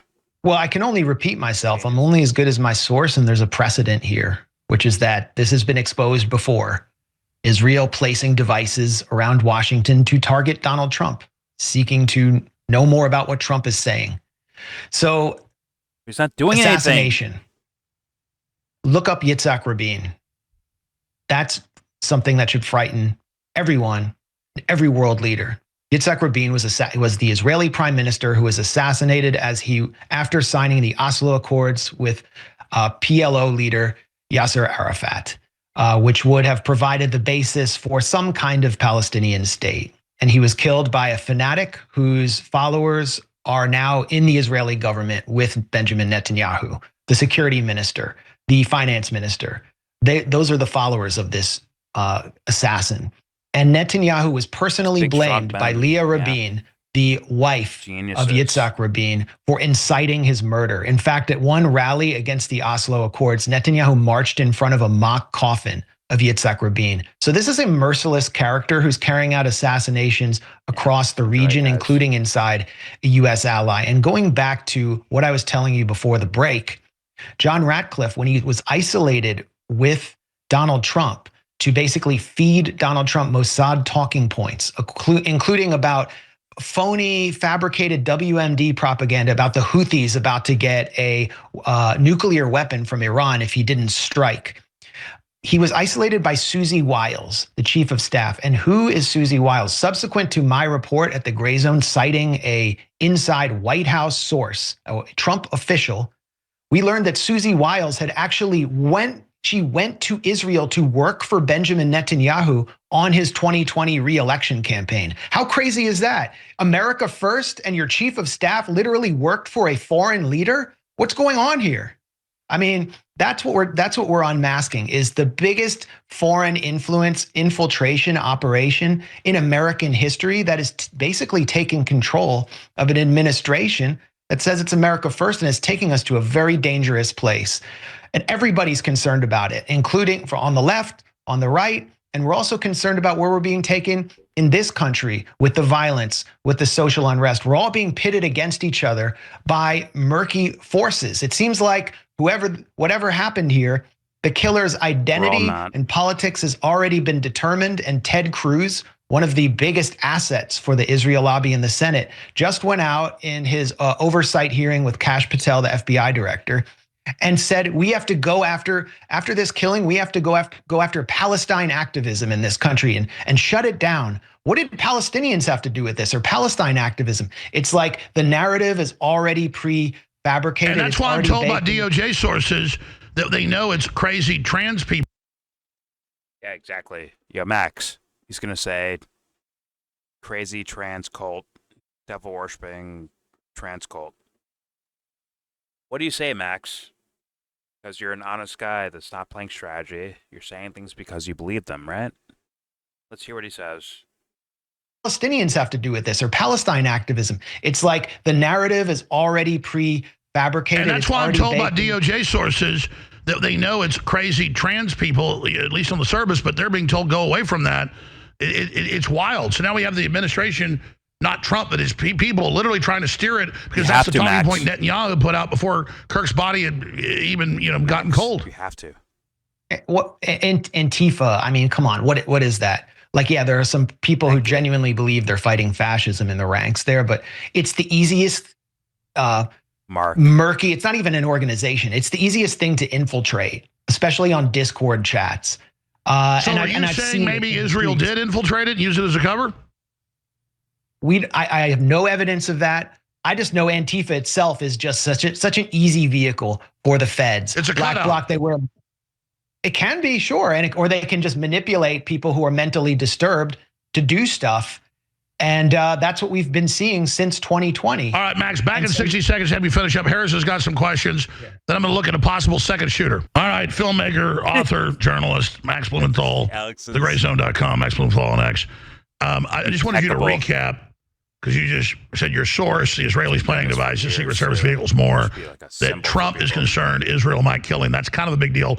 Repeat that. Anything else? Just expand on that if you can. Yeah, that's what I was told by a source who knows Donald Trump and has known him for years, is that is one thing he fears, is defying Netanyahu. Now, the Israeli MO is really spend tens of millions of dollars on Super Bowl style ads through AIPAC to take you out politically. But I know other lawmakers who've been afraid of this as well. And you have the Yitzhak Rabin precedent of just straight up assassination. So that's real. And Israel wants to extract. Max, if that's the case, that means he wasn't the guy in the first place. The guy who got up on it, fight, as he's bleeding from his fucking ear, right? It's not that guy then. Like, it begs more questions, Max, right? Doesn't it? Right? Wouldn't that be a moment where he's like, yo, they tried to kill me. You know what? I'll have extra security. Fuck these guys. Or, like, what do you do in that moment? Do you get up and scream fight? See how that makes no fucking sense, dude? Make it make sense. Please. I have no doubts that Trump is a fucking coward, but, like, come on. It just, you gotta make it work, man. Pause. Make it make sense. There we go. By the way, shout out to the pause crew. They catch the things I don't say. Pause. There we go. Extract benefit from Charlie Kirk's death. We can see that from Netanyahu's behavior. And now they're freaked out by this conspiracy theory that they might be involved. And one of the benefits they want to extract from this is to make people hate their opponents in the United States. And then there are powerful forces like Palantir, whose CEO, Alex Karp, said, I will protect the wealthy from social unrest, which is coming in this country, who want to profit from this as well. So let's think about what we are going to do next and try to unite against these powerful forces that are destroying our country and literally committing genocide in the Gaza Strip. Max has got to leave in a few minutes, but I wanted you in here because you're informed on these issues. Any points or comments for him? No, I thank you for writing these articles, because it seems like this is an open secret. Over the weekend, and I sort of got in this totally by accident. I heard somebody told me that Charlie Kirk was scared Israel was going to kill him about a month ago. I went ahead and tweeted it out. That seems to be the starting point where all of this speculation has come from. But I've gotten calls from so many people, and they're not your sources, because I know I've asked them, hey, did you talk to Blumenthal? And they said no. So there's dozens of people out here all telling the same story, all aware of what's going on, and nobody speaks out about it, so it's allowed to sort of fester in the background. I guess my question to you is, what do you make of Bill Ackman's response to this? You mentioned him in this article. Everybody else, it seems like you tried to talk to, had a very suspicious, reaction. I mean, if this was a totally innocent meeting, my response, if you asked me about it, would be like, yeah, we went to the Hamptons, we had a meeting, it was great. Instead, they totally avoid you. They completely ignore you. I mean, what do you make of the responses from the people that you mentioned in your articles? Well, Bill Ackman, it looks like I communicated with Bill Ackman before my piece came out. I did my due diligence. I wanted to give him as much of a chance as to clarify as possible. Bill Ackman said, I have receipts. Don't worry, I'm going to drop the receipts. He didn't drop any receipts. He published one of his famously long screeds trying to exonerate himself and wound up confirming a lot of what I had wrote, especially confirming the existence of this meeting, which was private, off the record. No one was supposed to know about it. The meeting itself is scandalous. One thing I would point to in his response that I think no one has really picked up on is he said that he had a Zoom group where he was talking to Charlie Kirk and other conservatives. And he said young conservatives are getting tired of defending Israel. And this was concerning to Charlie Kirk, and he asked him how he could learn more, and he suggested it might be useful to convene a group of young conservative influencers on Israel to get a better sense of how conservatives were thinking about Israel. Okay, soon after the Hamptons meeting, Charlie Kirk convened a very bizarre and uncomfortable focus group about Israel with young conservative activists. So it looks. That is the video that I did before. Okay, so that according to Max at least, is after the Hamptons thing. And that little focus group was not so flattering for the idea of Charlie Kirk being some sort of like, I don't know, renegade or against the grain at all. It seems like it seems more so likely that he was actually nudging kids back into a certain direction. I'm just saying. He did look sad, but so does Destiny. Destiny looks sad as shit to me. Like, maybe you guys know what you're doing, possibly. But here we go. It's like Bill Ackman basically oversaw this, along with apparently figures like the pro-Netanyahu venture capitalist Sean McGuire, who tweeted that he was on a Zoom group with Bill Ackman related to this issue. And then I think he may have deleted that tweet. But again, I mean, didn't Netanyahu a few months ago also have a secret meeting with a whole bunch of so-called conservative activists and podcasters? Tim Pool? Yeah, I mean, Tim Pool was in that meeting. It was Chatham House rules. And, you know, so you're not allowed to talk about what took place in this meeting with one of the world's leading war criminals, an ICC wanted war criminal. And you're not allowed to say, I asked him a tough question. Then Tim Pool gets asked about it on his own show, and he looks like a deer in the headlights. Like, he looks frightened. And I want now, okay. The way that he's going about this, okay, it's not exactly. He's saying like, well, fuck Tim Pool. Let's look at, you know, Netanyahu and the whole apparatus of it. But Max, take a look at Tim Pool. Actually, a guy who would, I think, sell his own mom out for money. I think that sounds like kind of dark, but I kind of believe that idea. Like, yeah, I can believe that. And it's not just Netanyahu. It's whoever or whatever. That guy's down, bro. Because I don't think he has like a conscience about this stuff. I'm just saying, bro. I'm just being honest with you. I'll keep it moving. Here we go. Yeah, Tim Pool is absolutely full of shit, but here we go.